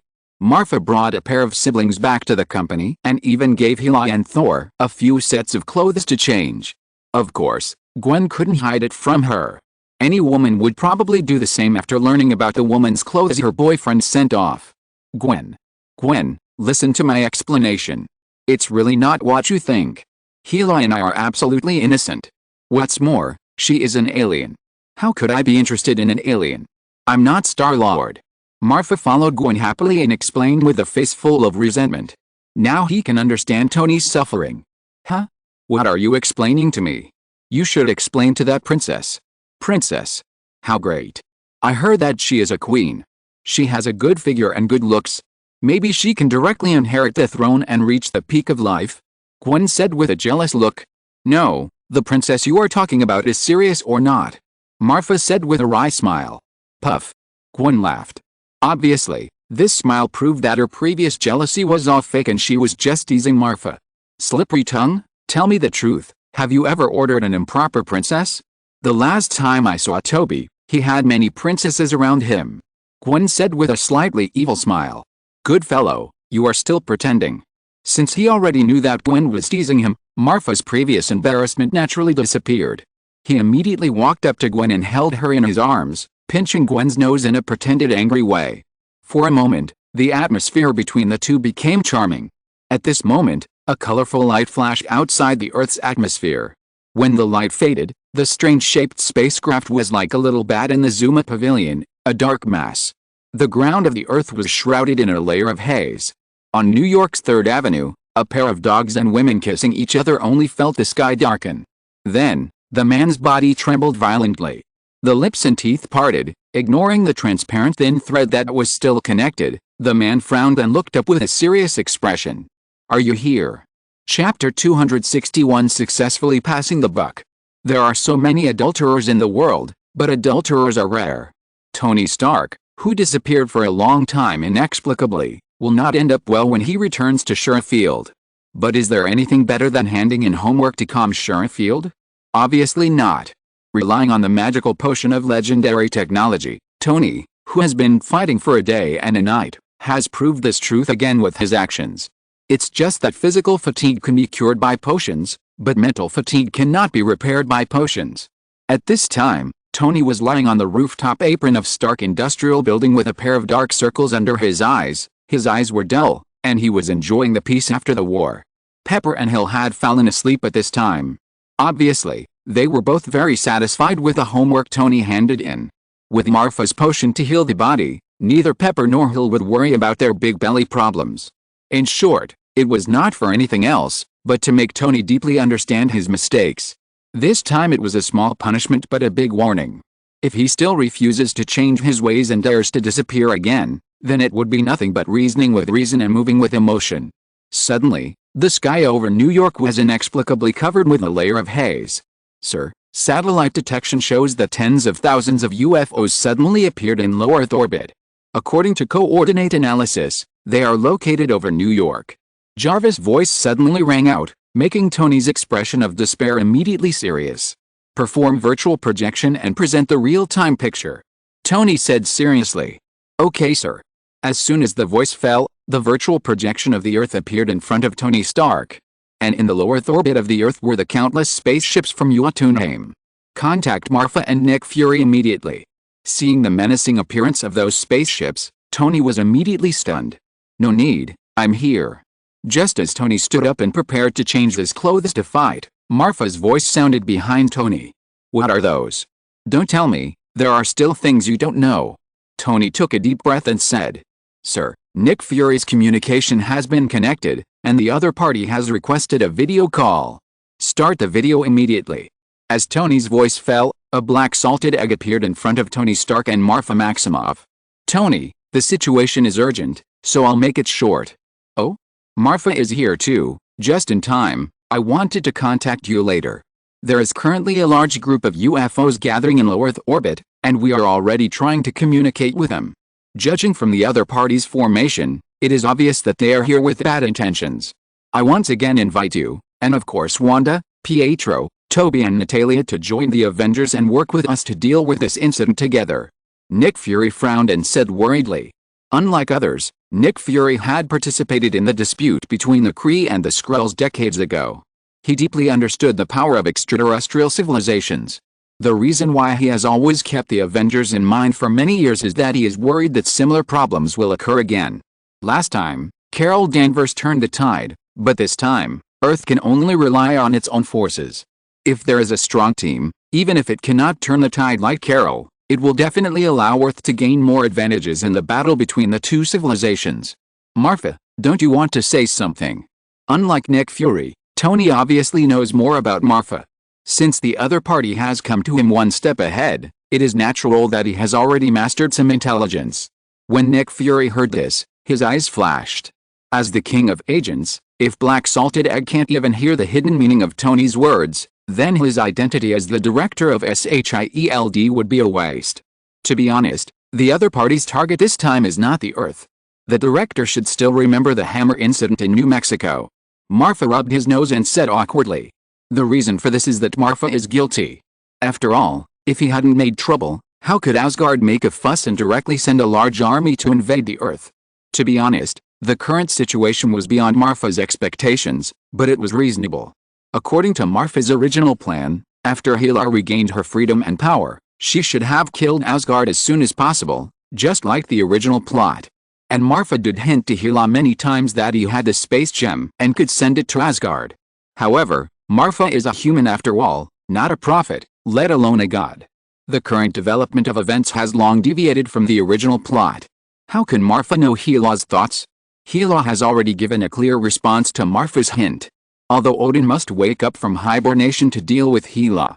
This will cause the unorganized power in his body to run wild, or even backfire. But if she were in Asgard, she still couldn't beat Odin at the moment. Especially in the special period when she had just gained freedom and her fighting power had not yet recovered to its peak, it would be unwise to blindly run to Asgard to confront Odin. Instead of going there to die, it is better to stay on Earth temporarily, train Thor, and recover her strength. Wait for the right time. Is this reasonable? It is very reasonable. But it is not in Marfa's plan. More importantly, the reason why Loki was able to return to Asgard was actually tacitly approved by Marfa. In Marfa's view, there are only two possibilities for Loki to go back. First, it is really as he said, as an insider, to provide information to Hela and Thor. After all, he has seen the end of Hela and Thor. The old man is not trustworthy. God knows whether Loki will be the third exiled crown prince. Second, It is to betray Hela and Thor and go to complain. If this is the case, then because Odin is still dormant, it is impossible for him to lead his troops to wipe out Hela and Thor immediately. The biggest possibility is to put things on hold for the time being, and wait until the hibernation ends before settling accounts. By that time, I think Hela and Thor will have a certain amount of confidence to fight Odin. According to Thor, in the past, whenever Odin hibernated, Queen Frigga and Thor would manage the entire Asgard together. So would Frigga delegate power to Loki and let him lead the Asgard army to conquer the Earth? Obviously not possible. Frigga's maternal love for Thor and Loki has been mentioned many times in the original plot. First of all, she would not kill her son. What's more, Frigga is just managing on behalf of others, and it is almost impossible to mobilize the Asgard army. Then the final conclusion is that even if Loki betrays, at most he will do something secretly like in the original plot. For example, with Odin's tacit consent, he stole his father's weapons and armor and came to the Earth to make trouble. Who would have thought that there would be a variable like Heimdall to cause trouble, causing Loki to lead the army of Jotunheim directly to the Earth? Loki is not a fool. After learning that Loki is his own son, he must have his own little calculations. If he can kill Thor by taking the opportunity of conquering Hela this time, then Odin will really be extinct. And his son, Loki Laufeyson, as the only remaining prince of Asgard, will inevitably inherit the throne of Asgard. Isn't this better than going to war with Asgard directly? Is there any better way to retaliate against Odin than to turn the tables without bloodshed? Of course not. By then, Loki will be the king of gods, and he himself is a frost giant. He will lead the 9 realms, which means that the frost giants have truly stood up. As for sending troops to the Earth to wipe out Hela, it's just Midgard, and Laufey doesn't take it seriously at all. And because the battlefield is not Asgard, Hela cannot recover blue infinitely, so how much combat power can she have? In short, this deal is worthwhile no matter how you calculate it. All of the above was not in Marfa's plan, which naturally led to the current situation. It is also because of this that Marfa was shocked when she learned from Adam that Loki was leading a large army to attack. She even let go of the gentle and lovely Gwen and came to Tony to discuss countermeasures. On the other end of the video call, Nick Fury heard Marfa mention the hammer, and he thought it was not good. Could it be that there was something wrong with the hammer? Damn it. Before, the hammer created 21 superpowered people at once. Nick Fury had guessed that this might be a treasure of an extraterrestrial civilization. Who would have thought that retribution would come so quickly? Are you saying that they came for the hammer? If that's the case, I'll let Steve return the hammer to them. At most, I'll pay a little more interest, and maybe I can avoid the war. We should have listened to you at the beginning and not messed with the hammer. After that, Nick Fury sighed for a long time, revealing a face full of self-blame. Without a doubt, Nick Fury immediately imagined everything. Isn't this obvious? The hammer can give people extraordinary power. It must be the treasure of that civilization. Although I don't know why he came to the Earth, it is obvious that he embezzled other people's treasures and used them to strengthen the strength of the Earth, which is a taboo for others. Others were furious and led the army to come. This is completely understandable. Ah, Steve? And the hammer? Wait. Does Black Egg mean that Captain America took the hammer? So he got the power? So Black Egg gave the hammer directly to Captain America? Someone took the initiative to take the blame for me. Good thing. Marfa secretly rejoiced in his heart. That's right. Through my investigation, I have learned some information. That hammer is Mjolnir, the hammer of Thor in Norse mythology. For some reasons, Thor was punished and sent to Earth for training. When his training is over, he will be able to pick up the hammer to restore his divine power and return to the divine realm. In my previous investigation, I have already found Thor and her sister Hela. As long as it is not long, they will be able to go back smoothly.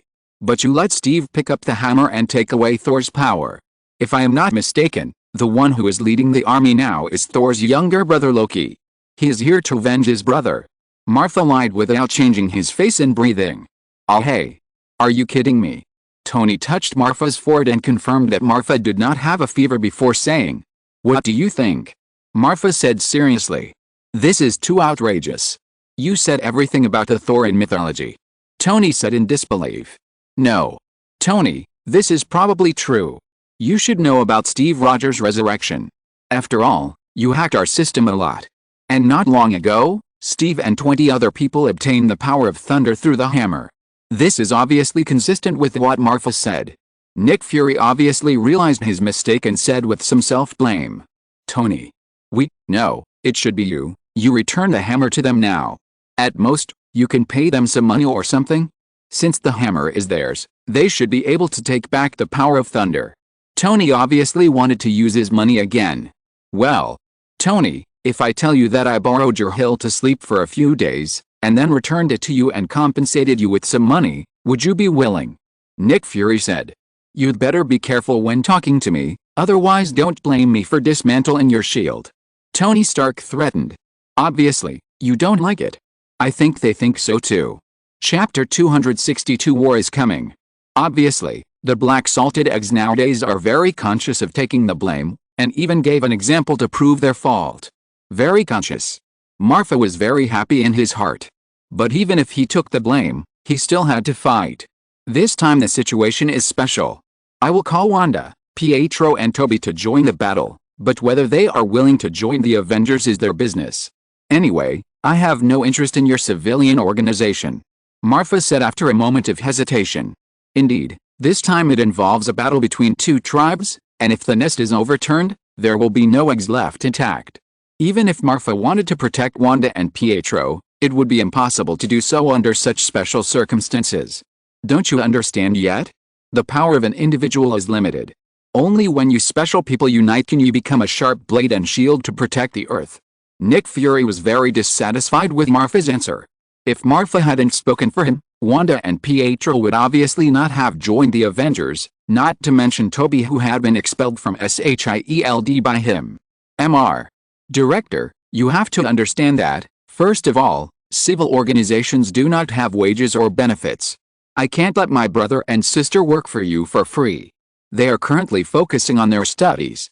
Moreover, unlike SHIELD, the actions of the Avengers are personal and not protected by the government. In other words, it's fine if you do well, but if you do anything wrong, it will inevitably cause unnecessary trouble. You should know the rail paradox without mentioning it. 3 children are playing on the rails that the train must pass through, and there is also a child playing on the rails on the other side that the train will not pass through. So when the train comes, do you choose to let or kill the 3 children who are asking for death, or force the train to change tracks and kill the child who should not have died? There is no doubt that Marfa has always refused Wanda and Pietro to join various organizations for this reason. In the original plot, what was the fuse that led to the Sokovia Accords? Wasn't it that Wanda led the explosion to the sky in order to protect the crowd, thus blowing up half of the building under Wakanda's name? Is Wanda wrong?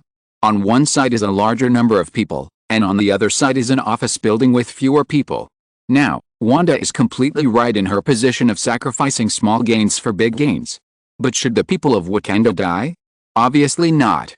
They should not have been affected, but because of Wanda's behavior, those people lost their lives.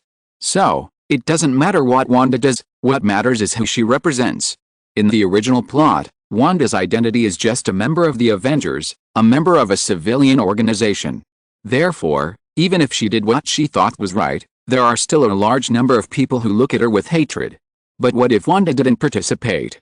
Or what if Wanda represented the US government or SHIELD at the time? The result is obviously another matter. In order to ensure their glorious image, the superiors will always have reasons to explain the actions of their subordinates. This is the rule. So Marfa and his relatives will never join the Avengers. And what about Tony? With Tony's wisdom, would he not think of this?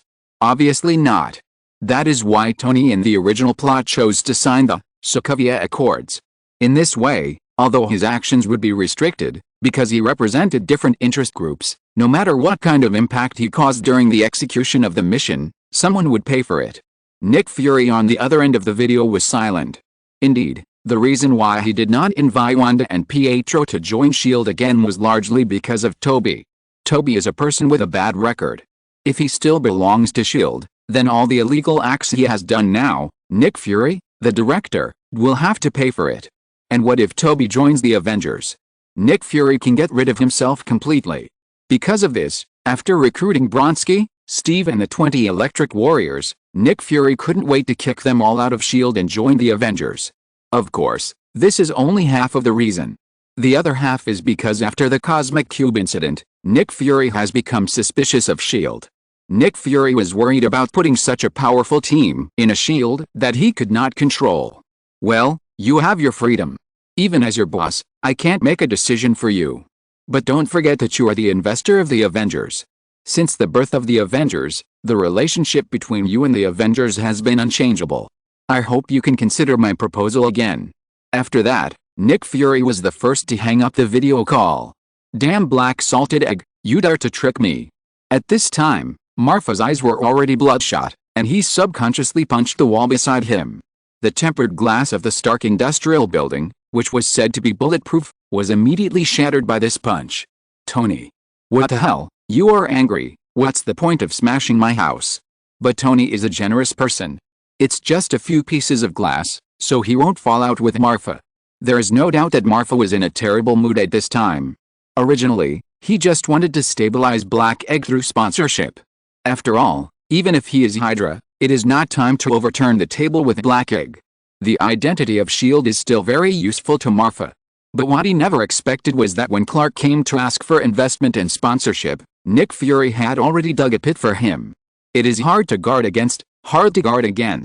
Although Marfa has the advantage of foresight for MCU because he has seen Avengers 4 and all the previous movies, in the final analysis, he is just an ordinary person with 2 lives.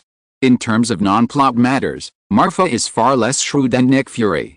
Now, Marfa did not join the Avengers, but he is the boss of the Avengers. If there is a problem with the Avengers in the future, Marfa will still have joint liability. This matter made a fuss. Just when Marfa was too late to regret, the spaceship of Jotunheim had already broken through the atmosphere and landed over New York.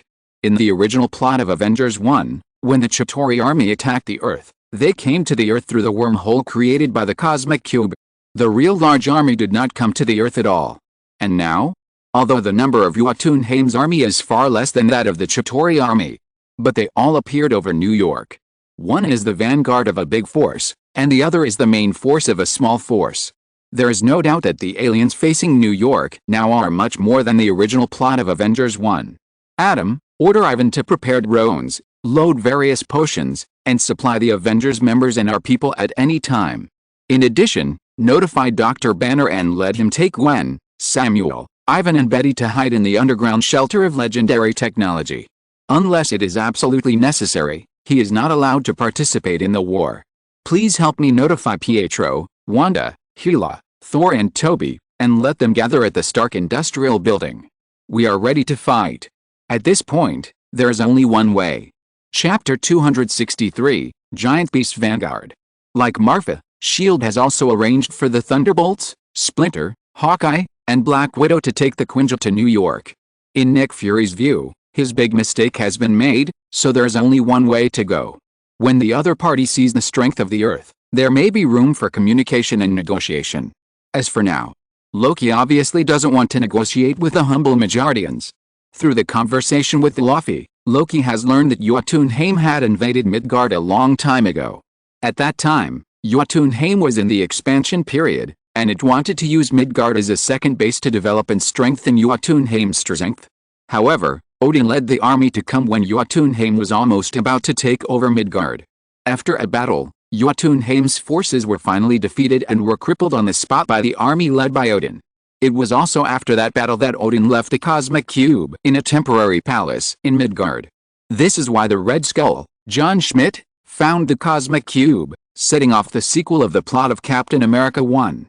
But this time is different. Now, Loki represents Asgard and leads the army of Jotunheim. Who else can hinder the pace of Jotunheim? Luffy's requirements for Loki are not high. 1. Kill Thor to clear the obstacles for Loki to ascend the throne. 2. Kill or capture Hela, which is an explanation to Odin. Of course, this is also to let Loki make merit so that he can establish prestige in the hearts of the people of the Aesir. 3. Destroy the civilization of Midgard, complete the mission that Jotunheim did not complete last time, and create opportunities for the growth of Jotunheim. For this reason, this time Luffy almost mobilized nearly half of the combat power of the entire Jotunheim. Unlike the situation on Earth where humans dominate, the racial structure of Jotunheim is much more complicated. The first is the ruling class of Jotunheim, The Frost Giants. Every frost giant can be said to be a genuine magic warrior. Ice and snow magic, wind and frost magic, and that strong physique. All of these are the capital of the frost giants. The second is the subspecies of the frost giants, ice giants and frost giants. The ice giants are good at covering their entire bodies with solid ice. If there is a water source, they can also turn into a Gundam giant that is more than 10 meters high. They are good at arranging troops and crushing everything with a crushing momentum. They are the backbone of Jotunheim. The frost giants, because of their small number and their proficiency in wind and snow magic, are generally used as auxiliary to support the attack of the ice giants. The above are all regular troops of Jotunheim. Of course, where there are regular troops, there are miscellaneous soldiers. The mountain giants are strong, powerful, and have strong reproductive ability. They are the well-deserved labor force of Jotunheim. They are usually used as cannon fodder or as color logistics. The wind giants also have strong reproductive ability, but they do not have a strong physique. Fortunately, they are fast enough and are the best scouts in medical teams. Finally, there is the special race of Jotunheim, the frost beast. Although the number is small and the reproduction capacity is even lower, the huge size of nearly 30 meters alone is enough to shock everything.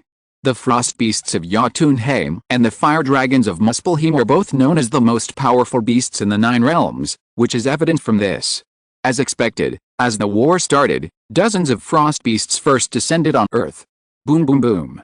As the frost beasts were dropped into New York. For a moment, the earth trembled and countless houses collapsed. In an instant, the earth cracked and trees fell. The strong wind caused by the arrival of the giant beast army made the billboards, telephone poles, and trash cans in the streets and alleys, all blown dozens of meters away. Fortunately, because the Jotunheim army took the Rainbow Bridge, they first gathered in the low Earth orbit and then slowly descended through the atmosphere. This gave the US officials a lot of time to respond. Although not all the people could be evacuated due to insufficient time, it was much better than the situation in the original Avengers 1 when the Chitauri army descended. At least it's not that the frost monsters can kill more than a dozen people with one slap. Don't forget, this is the United States, not. Ahem, everyone understands, what the United States emphasizes is freedom. We evacuated just because you asked us to? What a joke. Our assets are there, how can we just leave? Will you pay us? Will you compensate us? So, even though the authorities have tried their best to organize asylum, nearly 40% of people still choose to stay. After all, this is New York, the world's largest financial and commercial center. On Manhattan Avenue, any store is more expensive than many people can afford with their lifetime income. And as a global military power, the people of New York naturally have a mysterious confidence in the authorities. Looking around the world, who dares to threaten the safety of the entire New York people in public? Indeed, no one on Earth dares. But unfortunately, the army of Jotunheim does not belong to the Earth. Isn't it true that those free people who hurriedly fled when they saw the alien monsters really coming in front of them, didn't they become snacks for the frost monsters? Oh my god. What are these? Monsters? Tiga, Tiga, where are you? Come and save us. The screaming man was grabbed by the frost monster and stuffed into his mouth. Raccoon's instant noodles have a new flavor, crunchy chicken flavor. The scream stopped abruptly. Ha ha ha, ha ha ha ha. I knew there were monsters in this world. Light. I believe in light. Please give me strength. A middle school otaku drove a car into one of the frost monsters, expecting a miracle to happen. Perhaps in his fantasy, at the moment of the explosion, his consciousness would go to a special space. There was a kind and gentle woman smiling at him and calling him Kotaro. However, the next second, a huge shadow was seen covering the car driven by the man. With a bang, the car was smashed into a discus on the spot. As for whether the man could see the woman who called him Kotaro in a certain space, it is unknown. Of course, not everyone is a fantasist, there are also pragmatic ones. For example, the local police in New York were already fully armed and took action with the guns in hand. Bang! Bang! Bang! For a moment, armor-piercing bullets rained down on the ferocious beasts. Obviously, the skin of the frost beasts was not bulletproof like the Leviathan of the Chitauri. Those bullets were all embedded in the skin of the frost beasts without exception. Roar! Bang! After all, they were armor-piercing bullets. Although they did not cause any substantial damage to the frost beasts, they made the frost beasts feel a series of tingling and numbness. There is no doubt that this further stimulated the ferocity of the frost beasts. For a moment, the running, jumping, and colliding. The frost beasts were completely let go under the stimulation of bullets. They were no longer in awe of the new environment as before, and did not dare to act recklessly. In just a moment, the entire Harlem neighborhood was reduced to ruins by the frost beast's catharsis. The army? Where's the army? Why? I don't want to die, I still have a lot of money to spend, who can save me? Damn it, which country dares to develop biological weapons? Sanctions must be imposed. Sanctions. My car. I just bought it with a loan, it's not even past a running-in period yet. My child. Wailing, screaming, cursing, all came one after another. Finally, just when everyone was almost in despair, a roar came from the horizon. Then, the earth began to tremble. Fighters, armored vehicles, are coming, the army is coming, we are saved. America has not given up on us, the world has not given up on us. Seeing the hope of survival appear, everyone couldn't help but shed tears of excitement. On the Jotunheim spaceship, looking at the frost beast's overwhelming momentum, Loki couldn't help but smile slightly. I told you. How could the Midgardians be so powerful? It turns out that they are just an exception. Ants are still ants after all. Even if one or two of them can turn into beasts, they cannot defeat my army of giant beasts. After saying that, Loki closed his eyes and opened his arms. It seemed that he was welcoming the arrival of victory. However, what he waited for was the missiles fired by the fighter jets. Boom boom boom. Boom boom boom. The sound of explosions came one after another, and the sky-high flames enveloped the sky above New York. The land of New York was illuminated red like the setting sun. However, today's red was different from the past. There was no endless flow of cars, no bustling prosperity. There were only broken walls and ruins, a scene like the end of the world. If you're listening to this novel on a channel other than Fanfic World, it means they downloaded and uploaded it without effort. We cordially invite you to visit our channel, Mundo Fanfic Novelist. There you'll find the original version of this story, and you can explore many other novels of various genres. We're waiting for you to immerse yourself in a world of incredible novels. Chapter 264, Watching from the Sidelines. Prince, our spaceship was attacked by the natives of Midgard. If we don't deal with it, according to the current situation, the protective shield will be completely destroyed in half an hour. A frost giant knelt on one knee in front of Loki and reported. Send the mountain giants and individual flying devices to destroy those fighters. In addition, send the ice giant army to the nearby waters and prepare to start pushing down the city under our feet. Loki said indifferently. Obviously, after seeing the fighting power of the frost beasts, Loki's confidence was overflowing at this time. Isn't it just the natives' flying machine? It's still the old model with wings that imitate birds and beasts. That's it? Even Jotunheim has long stopped using such inferior things. Yes, sir. The frost giant agreed and left, and immediately went down to make arrangements. Soon, the hatches of Jotunheim's spaceships opened one after another. Countless mountain giants stepped on the flight pedals and joined the battle like a tide. If Marfa saw it, he would be surprised, because the things under the feet of the mountain giants are very similar to the flying pedals of the Green Goblin. Because of the combat power and the addition of armored vehicles and tanks, the human side finally managed to turn the situation around. The defense of the frost beast is indeed amazing. But when facing the various missiles launched by fighter jets and the large caliber bullets like a metal storm, they were all hurt. There are even some frost beasts that lost their sight directly because they were hit in the face by missiles, and began to attack everything around them indiscriminately, even including their own kind. The armored forces and tank forces did not show any weakness. One tank may cause very limited damage to the frost beast. But what about 10 tanks? What about 100 tanks? Under the command of the military leaders, the tank troops gave full play to their numerical advantage and broke through the surface with a single point. Some high-tech aiming technology supports that the same part of a frost beast will often be hit by dozens of shells at the same time. Finally, after the human side paid a painful price, the first frost beast fell. This was like a signal, and soon spread to other frost beasts. Boom boom boom. One after another, the giant beasts as big as mountains fell to the ground and died like dominoes. The morale of the human side was instantly high. On the top floor of Stark Industrial Building. At this time, Wanda, Pietro, Toby, Tony and Marfa were standing on the tarmac, watching the battle not far away. The Stark Industrial Building had already entered the combat state. Countless gun barrels and muzzles stretched out from the building. At first glance, it looked like a hedgehog. And in front of the Stark building, there were also 3 corpses of frost beasts lying. This is the power of money. Tony Stark started out as an arms dealer. Even though he no longer sells arms to the outside world, it does not mean that Stark Industries will no longer produce weapons. Otherwise, where did the various missiles equipped on Tony's armor come from in the original plot? It's not necessarily that Tony is going to hammer Industries to buy a rocket, buy ex-wife missiles. The Stark Industrial Building, which Tony spent a lot of money to build, is naturally the best prop for Tony to show his fangs and claws to the world. Of course, these weapons are now used to fight against alien invasions, but Marfa doesn't know who Tony originally intended to use them against. Marfa, aren't we going to take action yet? Wanda is a kind girl, otherwise in the original plot, she would not have regretted and blamed herself so much after accidentally injuring the Wakandans. Now, seeing countless New Yorkers die at the hands of the Frost Beast, how can she stay?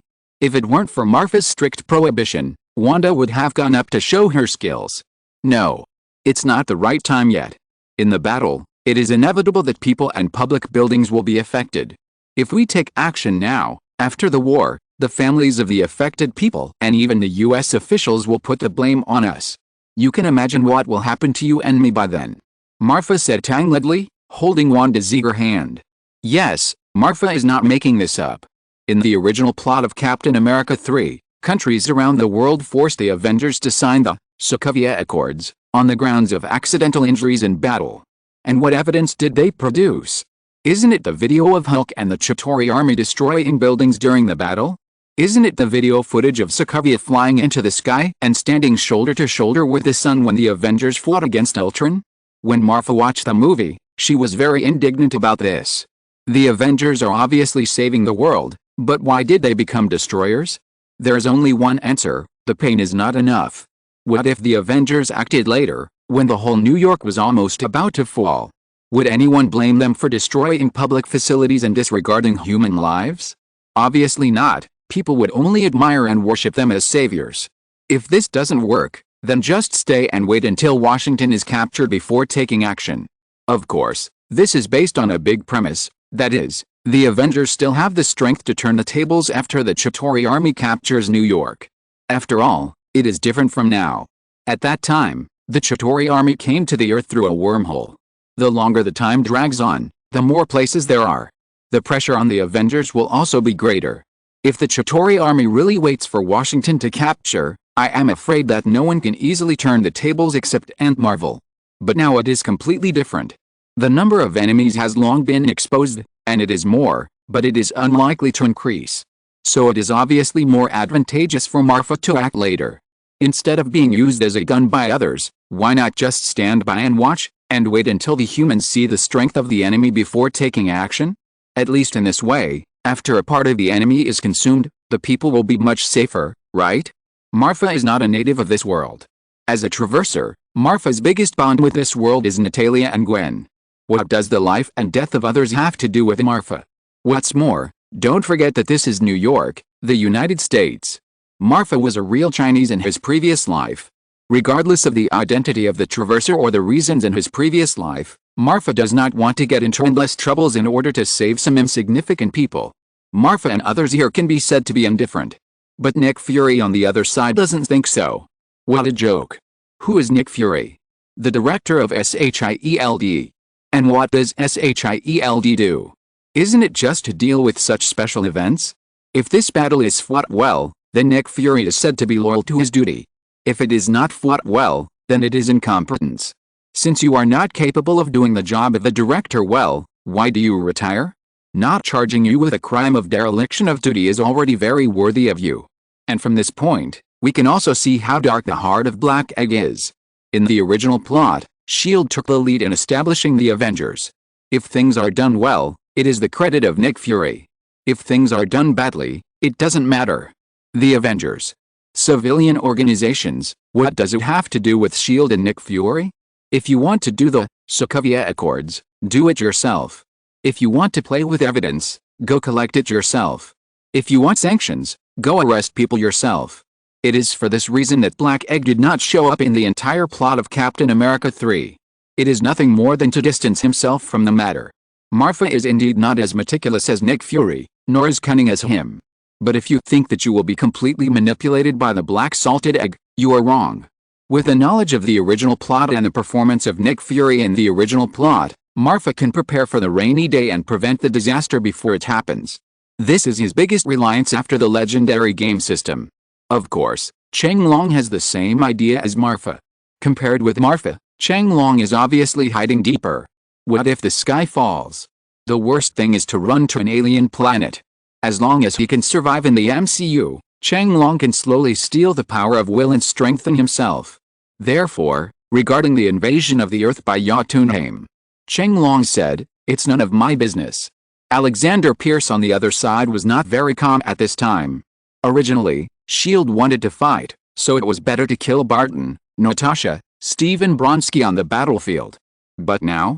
Because of Nick Fury, the old Yinbi, Steve is now rushing to the battlefield with the Electric Warriors of Hydra. Good man, 20 Electric Warriors. That is the most powerful force of Hydra at present. If they just die on the battlefield, how can Pierce have the face to see Stark? No. I have to do something. Flash, yes, Flash. I still have Flash. The poor little thing that Pierce had long forgotten was finally remembered by Pierce. Sitwell. Quick. Tell Flash to secretly rush to New York and lurk around the Electric Warriors. Be sure to protect every Electric Warrior. Pierce said anxiously. Minister, I'm afraid this can't be done. Sitwell said embarrassedly. Pa. Pierce immediately slapped his palm on the table. Why? You'd better give me a reasonable reason.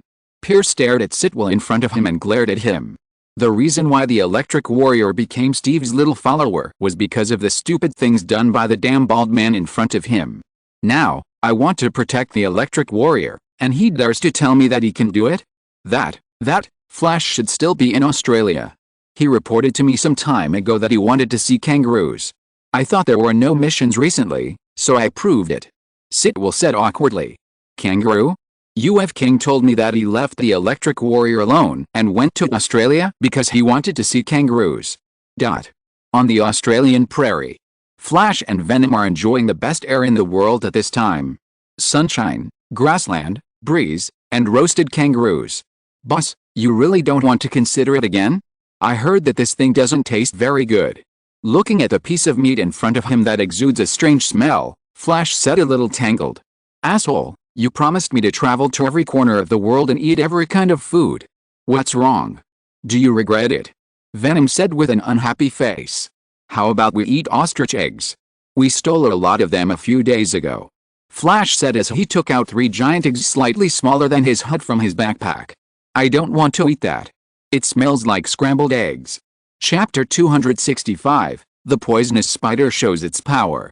Pierce's anger is obviously useless now.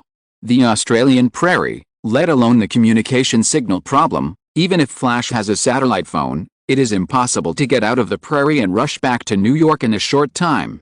And if Pierce sends his own plane to the Australian prairie to pick up Flash, how should he explain if he is discovered by Nick Fury? Pierce is still worried about the safety of the Electric Warriors, while Steve on the other side has already discussed the deployment of troops with the Electric Warriors on the Quinjet. This is so. Do you understand? Understood, Captain. X-20. 20 people responded in unison. When it comes to military command ability, Steve may be far inferior to Bronski, but when it comes to the ability to lead an assault team, Steve asks himself that no one can match him. After all, he was the man who led the Howling Commandos to destroy countless Hydra bases. See, Bronski, this is my Thunder Special Forces. In the Quinjet, Steve showed off to Bronski on the other side through the video. Someone might ask, didn't Bronski act with Steve? Of course not. Behind the Quinjet that Steve, Natasha and the others were riding, a large transport plane was following closely.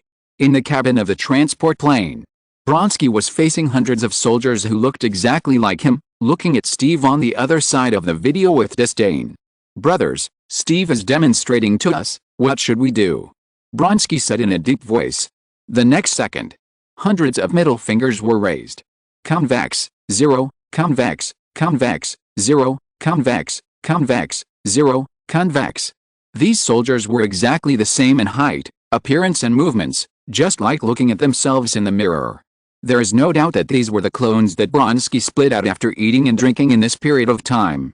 We have only one goal this time, that is to kill more enemies than the Thunder Special Forces, do you understand? Bronski roared. Yes. X hundreds. At the other end of the video, Natasha looked at the image coming from the other side, and her mouth twitched unconsciously. This pair of enemies. They are all old, but they are still like children. Yes, Steve is such a magical existence. Any man who is with him will inexplicably have strange attributes. For example, the American team and the Winter Soldier CP in the original plot, and the Steve and Tony CP. Now that they are both from the army and are both soldiers, and have become members of the Avengers, a strange bond naturally arises between the two. New York battlefield.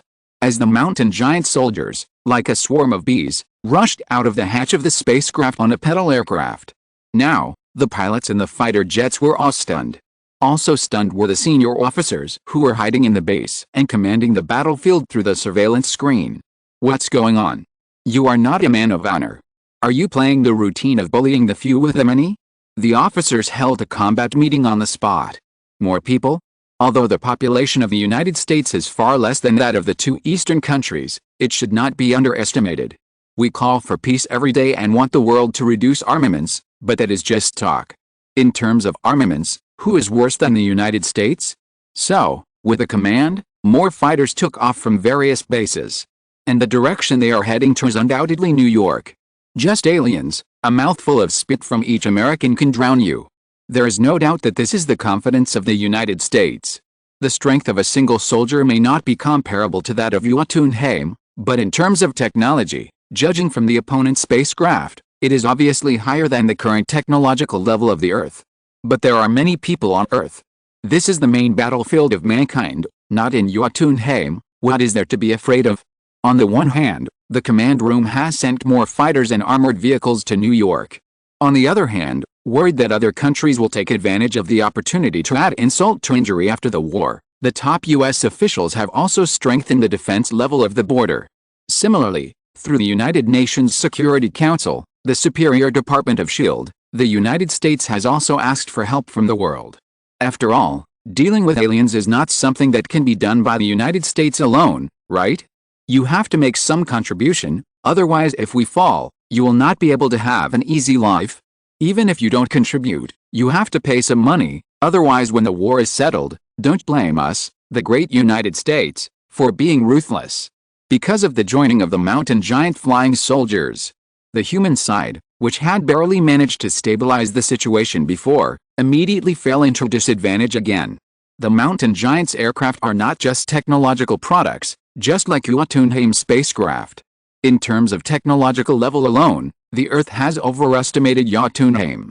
The reason why they have the ability to navigate in space is mainly because they have integrated magic and technology and embarked on a completely different development path from the Earth.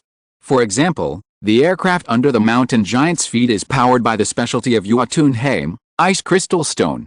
Carve some magic circles on the ice crystal stone, let the frost giant inject magic into it, then put on a metal shell, and make some simple stabilizing devices, and you can achieve the effect of the Green Goblin aircraft.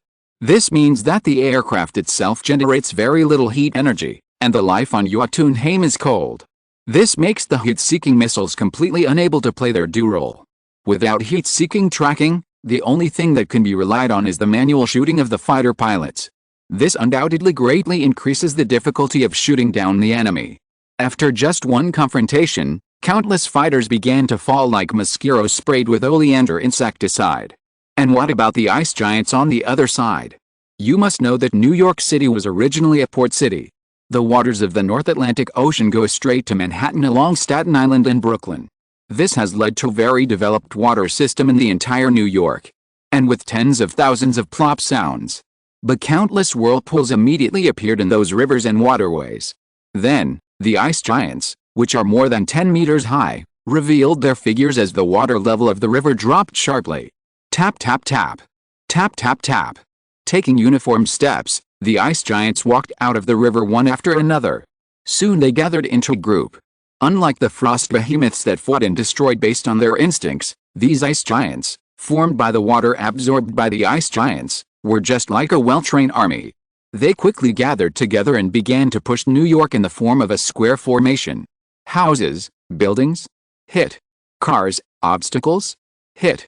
Without all the fancy tricks, what the ice giants did was very simple. They relied on the huge bodies of the ice giants and the neat square formations to hit whatever they saw. They really flattened everything. If there were drones taking aerial photos at this time, they would definitely be able to find it. These ice giants were like the yellow cattle plowing the fields. Wherever they passed, they were neat, clean, and flat. This is the real combat power of Jotunheim, simple and violent, but if used to destroy civilization, it is extremely practical. Unfortunately, however, when they passed by a dilapidated villa in Queens, an accident occurred. Because the owner of that house was May Garfield. Relying on his social status and the huge power of the Spider Gang, Toby had already sent May Maguire and Ben Maguire out of New York. Unfortunately, Andrew, who is also Spider-Man, cannot do this. After all, he is still a wanted criminal. He dare not show up in front of people at all. Therefore, all Andrew can do is to watch his own May and Gwen from a distance. May Garfield is already old, and it is impossible for her to take refuge and evacuate like those young people. Therefore, after receiving the official evacuation notice, all May Garfield can do is hide in the basement and pray. Andrew, who had already installed a lot of eavesdropping devices in the house, naturally knew that May was not praying for her own safety, but for Andrew to be safe. Seeing that the ice giant's army was about to flatten May's house, Andrew could not continue to survive. 8 spider legs extended from behind him, and the whole person rushed into the ice giant's army like a cannonball. It takes a lot of courage to resist the giant army with one's own strength. Swish. Swish. For a moment, ice flowers flew everywhere, and the spider silk in the sky covered the ice giants like a giant web. After the ice giant used its water absorption ability to transform into an ice giant, it gained a strong defense and unparalleled strength, but naturally lost its agility and flexibility. After being entangled in the spider web, the ice giant couldn't even pull the spider web off its body with its hands. In this way, after being entangled in the spider web, the ice giant was like a fish on a chopping board, and it could do nothing but struggle with brute force. And Andrew obviously discovered this at the first time. That's easy. Andrew couldn't help but reveal a wicked smile at the corner of his mouth. The next second, his whole body was like an electric drill, and began to dismantle the huge body of the ice giant. 1, 2, 3. In a short while, dozens of huge ice giants turned into ice chips all over the ground. It was as if a heavy snow had fallen near the Garfield family's cottage, and it was white, freezing May inside and shivering. My poor Andrew, this damn weather is so hot and cold, and he is alone outside. I'm afraid he will catch a cold. May Garfield walked to the basement where winter clothes were stored, picked up a cotton coat of Andrew, and said with a worried look on her face. Andrew's current situation was entirely his own choice. But Andrew did not regret his choice. He, the poisonous spider, Andrew, was not Toby's shadow. Since he had chosen his own path, Andrew would go on firmly. But even so, Andrew also had his own weakness. That was May. Anyone who dared to hurt May would bear the wrath of the poisonous spider. Chapter 266 Toby and Tony's Choice. No one could have imagined that the first superpower to launch a counterattack against the aliens would be Andrew. Rather than the Maximoff family headed by Marfa, or the shield that shouts the slogan of protecting the Earth every day. How ironic. Of course, with a satellite real-time monitoring system, Marfa and others on the top floor of the Stark Industrial Building also witnessed Andrew's counterattack at the first time. Marfa frowned and immediately showed an intriguing look. What's wrong? Is this person important to you? Tony Stark on the side seemed to have discovered the clue, so he asked. No, Tony. I should have said before that the ones who came to attack the Earth this time were those beings in Norse mythology who called themselves gods. Marfa said solemnly. Yes, although it's hard to believe, you did say so. Tony said affirmatively. No, things may be worse than I expected. If it were just the giant beasts before, I would not have thought of this, but now. I am afraid that it is not just the forces of Asgard that are coming. Marfa was right. If there were only dozens of frost giants, Marfa might still treat them as pets raised by Odin, but now, the appearance of the ice giants could not be arranged by Odin. Although Jotunheim is nominally one of the 9 realms and is under the control of Odin, in fact, due to Hela's seal and the destruction of the Valkyrie team, Asgard is no longer as powerful as it used to be. It is for this reason that Loki in the original plot dared to cooperate with Loki and sent people to steal the ice box at Thor's coronation ceremony. In other words, Odin no longer has the spare energy to drive the forces of Jotunheim. In the original plot, due to various reasons, the combat forces of Jotunheim were only a flash in the pan and were not described in depth. This also made Marfa not immediately associate the frost beast with Jotunheim after seeing it. But first there was the blue-skinned beast, and then there was the ice giant. If Marfa couldn't see the clue, then he would be unworthy of being a time traveler. So that's how it is. Because you can't call on Asgard's troops, you colluded with Jotunheim? I really underestimated you, Loki. Marfa gritted his teeth and said angrily. Well, Marfa, I'm afraid I have to take action. Although the previous behemoths were powerful, they were not numerous enough to make a difference. But now, these tens of thousands of ice giants are really endangering New York. Because of the previous kingpin, the reconstruction of New York, especially Manhattan, is now the responsibility of our Spider Gang. If the project is delayed due to alien problems, or the government defaults on its debts, not only will I go bankrupt, but tens of thousands of members of the Spider Gang will also lose their jobs. At that time, I can't afford the series of subsequent problems caused. So I'm sorry. After saying that, Toby turned over and jumped directly from the top floor of the Stark building, which was hundreds of meters high. After a few swings, Toby's figure disappeared from everyone's sight. Toby is a loyal supporter of Marfa, that's right. If Marfa encounters difficulties, Toby will definitely run for him at all costs. But at the same time, Toby is also a very principled person. As the boss of the Spider Gang, Toby has tens of thousands of mouths waiting to be fed.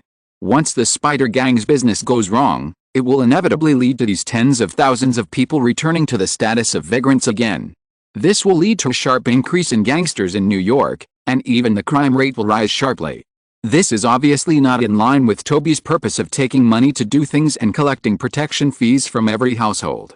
What about you, Tony? Do you want to take action too? After all, the destruction of aliens now has a great impact on your business. Marfa sighed helplessly. Me? I'm fine. I have a lot of money, and the foundation of Stark Industries cannot be damaged by New York City. What's more, a blessing in disguise, the destruction of New York may create more opportunities. Tony shrugged and said indifferently. If it were in the past, if aliens invaded the Earth, Tony would undoubtedly be the first to take action. After all, his life was saved by Dr. Ethan. At that time, Tony said that he would use his new life to tell the world that he, Tony Stark, could save more people. Thus, Ethan's death becomes more meaningful and valuable. But now it's different. Tony has 2 wives, and soon, he will have 2 children. You can call him selfish or cold-blooded. Tony said that he needs to be responsible for his family of 5. If he is really targeted by some official forces because of his early action, he will cause a series of troubles. There is no doubt that it is not only Tony himself who will suffer in the end, but also the people he cherishes most. What's more, Tony has confidence in himself, in Marfa, and in the black salted eggs. Now, the black salted eggs haven't made any moves, so why is he anxious? He, Tony Stark, is just a businessman. The official has not made any moves, so why should he wade into the muddy water? Whether it is Tony or Toby, they have made completely different choices from the original plot, and this is a gain for Marfa. Because of their changes, the system will undoubtedly plunder the willpower better. Even if there is no reward on the spot, Marfa will inevitably be compensated in various ways in the future, such as special tasks like the Light of Temptation, or increasing the monster refresh rate, increasing the drop rate of top-quality items, etc. Queen's Battlefield. After killing hundreds of ice giants in a row, Andrew finally began to lose some physical strength. Excessive silk spinning and high-intensity combat are undoubtedly a huge challenge for Andrew's body. Now, Andrew can't help but miss his spider silk launcher. After all, that thing does not need to consume the energy in his body, which can save a lot of physical strength. But even so, Andrew did not retreat. Facing the ice giants that followed one after another, facing the hut where May was, Andrew had no way out. Finally, after dealing with more than a dozen ice giants, Andrew fell to the ground due to exhaustion. May, I'm sorry, I tried my best. After that, Andrew lay quietly in the ice flowers, waiting for the arrival of the last moment of his life. Tap, tap, tap, tap, tap, tap. The footsteps of the ice giants will not stop because of Andrew's physical exhaustion. They are like machines without emotions. They still form a square formation on their own, and then flatten everything in front of them with a flat push. Yo. Look, who is this? Isn't this the poisonous spider that is as famous as me? Are you so poor that you need to sleep on the street? Just when Andrew showed despair, a familiar voice sounded from the horizon. Then, a giant over 30 meters tall, made entirely of sand, suddenly appeared not far from Andrew. There is no doubt that the person who spoke was Tobey Maguire, who hurried over. Before, Tobey did not tell all the reasons. After all, Andrew is now a wanted criminal of S.H.I.E.L.D., and Marfa happens to be a level 9 agent of S.H.I.E.L.D. Tobey has not forgotten the days of the Skynet twin spiders. For Tobey, Andrew is another self. Similar abilities, similar family backgrounds, and even similar experiences of being bullied by bullies during school. The only difference is that Andrew is more ruthless and decisive than himself, and has a stronger opinion. He dares to say no to bullies. He has strong learning and hands-on skills. It is no exaggeration to say that in Tobey's eyes, Andrew is a more perfect version of himself. With such a bond, will Tobey watch Andrew die? Obviously impossible. Continuous bullets. Sand rain. As Tobey's voice fell, countless sand balls made of highly compressed sand flew out from the palms of the sand giant like raindrops. The sound of breaking through the air was whirring. But those sandballs fell on the ice giant phalanx like giant bullets. In an instant, smoke and dust filled the air, and ice flowers splashed everywhere. Then countless ice giants fell to the ground because of the impact of the sandballs. The phalanx formed by the ice giants seemed invincible, but in fact, because of their heavy and huge bodies, the ice giants lost their original agility. This was like a domino effect, and a chain reaction occurred in an instant. In the blink of an eye, a large number of ice giants fell down. Chapter 267: The Belated Avenger. On the other hand, due to the mobilization of the headquarters, more fighters, more armored vehicles, and more tanks joined the New York battlefield. For a time, the sound of explosions was endless, and fighters and mountain giants stepping on aircraft crashed like golden autumn leaves. The battle lasted only more than an hour, and New York Times Square was already full of the wreckage of fighters and individual flying boards. Fortunately, the mountain giants were cannon fodder, and Jotunheim did not feel distressed at all because of the war damage. The army of ice giants has been accumulating more and more. Except for the small piece of ice giants in Queens that had some problems, countless ice giant squares had already formed in other places. And what about the human side? Obviously, it is not an easy task to mobilize heavy weapons such as armored vehicles and tanks in large quantities in a short period of time. Once the number is insufficient, it will not be able to form enough firepower to strike. The final result is nothing more than being crushed and flattened by the ice giants. As the battle continued, a more prominent problem emerged, that is, the problem of ammunition. You should know that whether it is an armored vehicle, a tank, or even a fighter jet, the ammunition that can be carried is quite limited. In previous wars, each shell fired by a tank can often cause a lot of damage to the opponent. Therefore, when firing shells, they always aim again and again, in order to gain more military exploits with the least effort. And this time? Those ice giants who are more than 10 meters tall still need to aim? What a joke. Isn't it enough to have ice? So, the tank gunners simply output with their eyes closed. This directly leads to the speed of ammunition consumption, which is countless times faster than normal wars. The most surprising thing is that it is different from Andrew's situation of turning into an electric drill and dismantling one by one. When Andrew kills the ice giant, he often directly attacks the core of the ice giant, that is, the ice giant body. In this way, the ice giant dies, and the ice giant is naturally disintegrated. But will tanks and armored vehicles be so particular? When thermal guidance aiming fails, humans use more manual aiming. In this way, it is quite difficult to accurately aim at the core of the ice giant. More importantly, if they cannot kill with one strike, the ice giants will absorb the surrounding water to supply the damaged ice giants. Even the ice giants will supply each other with water to repair the damage of their teammates. As time goes by, armored vehicles and tanks without ammunition will not be the opponent of the ice giant army, and they will be easily crushed into discus. Seeing that New York, which was once full of tall buildings and bright lights, was almost reduced to ruins in just about an hour. Everyone was desperate. It's impossible to win. Humanity is about to perish. The people who watched the battle in New York through the live broadcast on TV shouted with despair on their faces. Today is New York. What about tomorrow? Washington? Or Chicago? Or Los Angeles? How long can the earth hold on? The United States is too useless. It's so miserable just by the enemy's first wave of offensive. As an American citizen, I have no sense of security at all. We pay so much tax every year. Have we fed the dog? Oh my God. The world is coming to an end, and I'm still single. No, I won't stay at home anymore.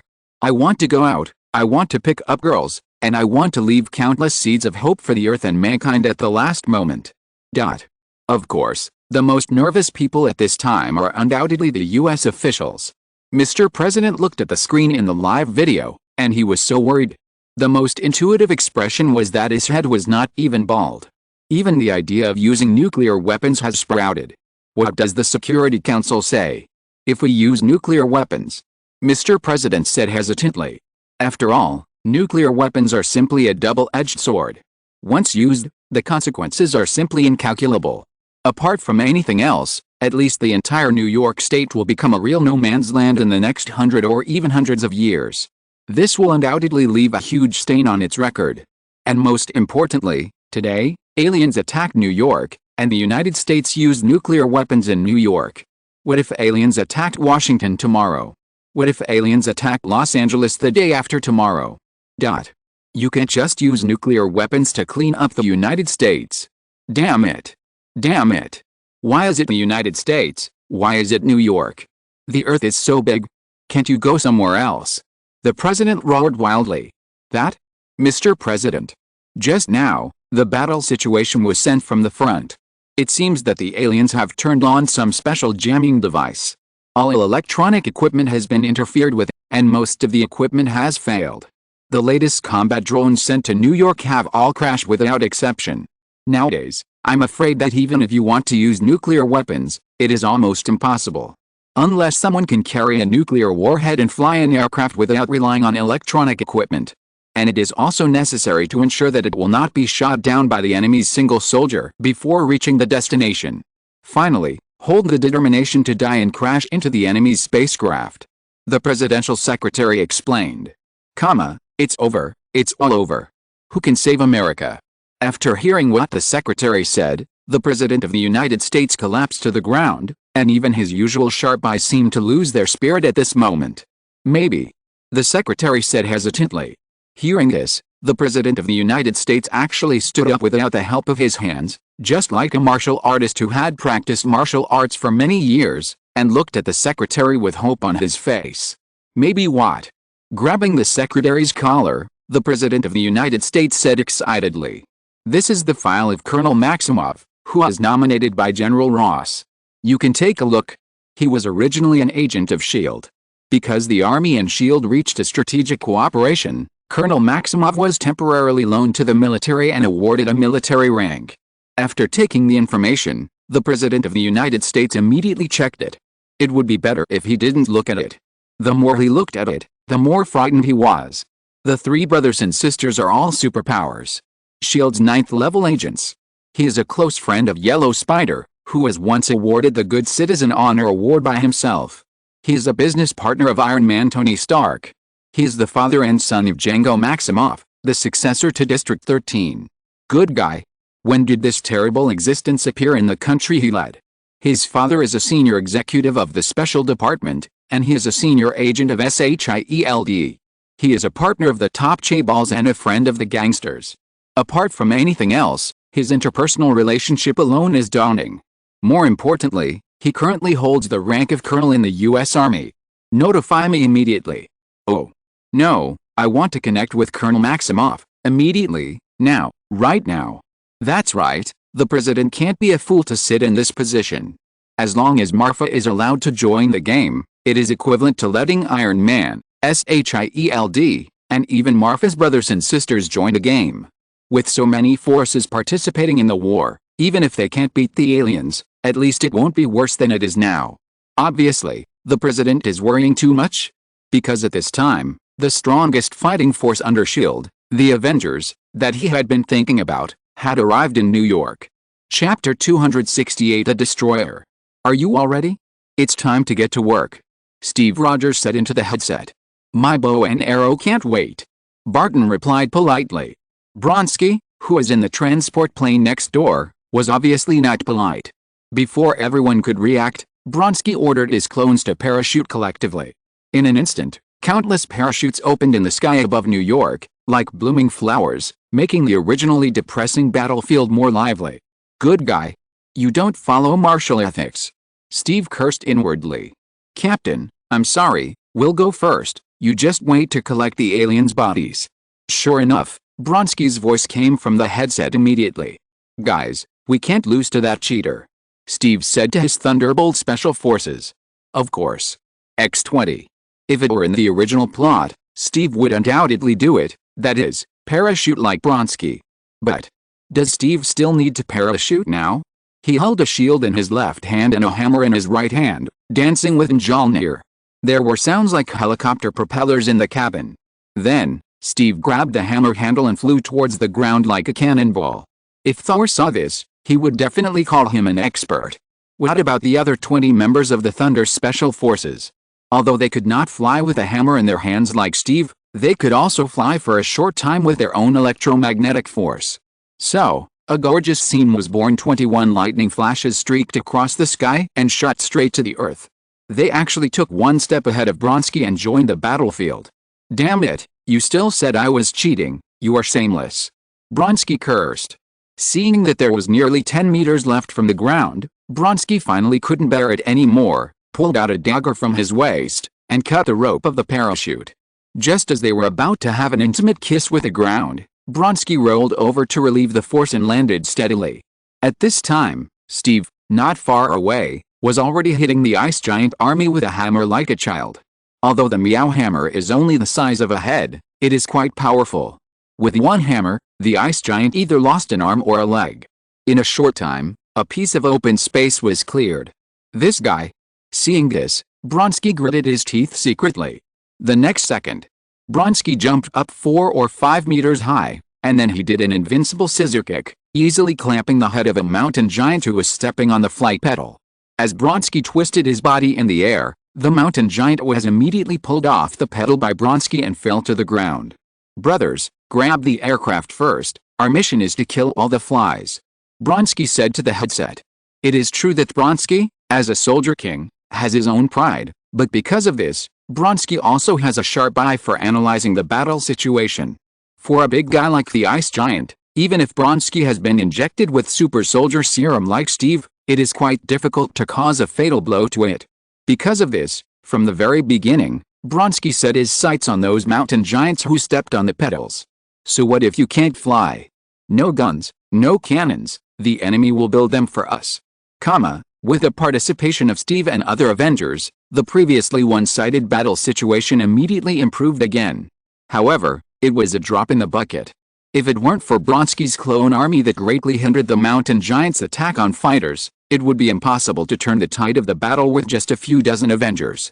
The Jotunheim army, the commander-in-chief in the airship. Seeing the Queen's sand giant and the little drill showing their power, and Manhattan has 21 fake Thors causing thunder and lightning. Loki just felt that his head was big. Did they agree that Midgard was just a weak planet? Where did these monsters come from?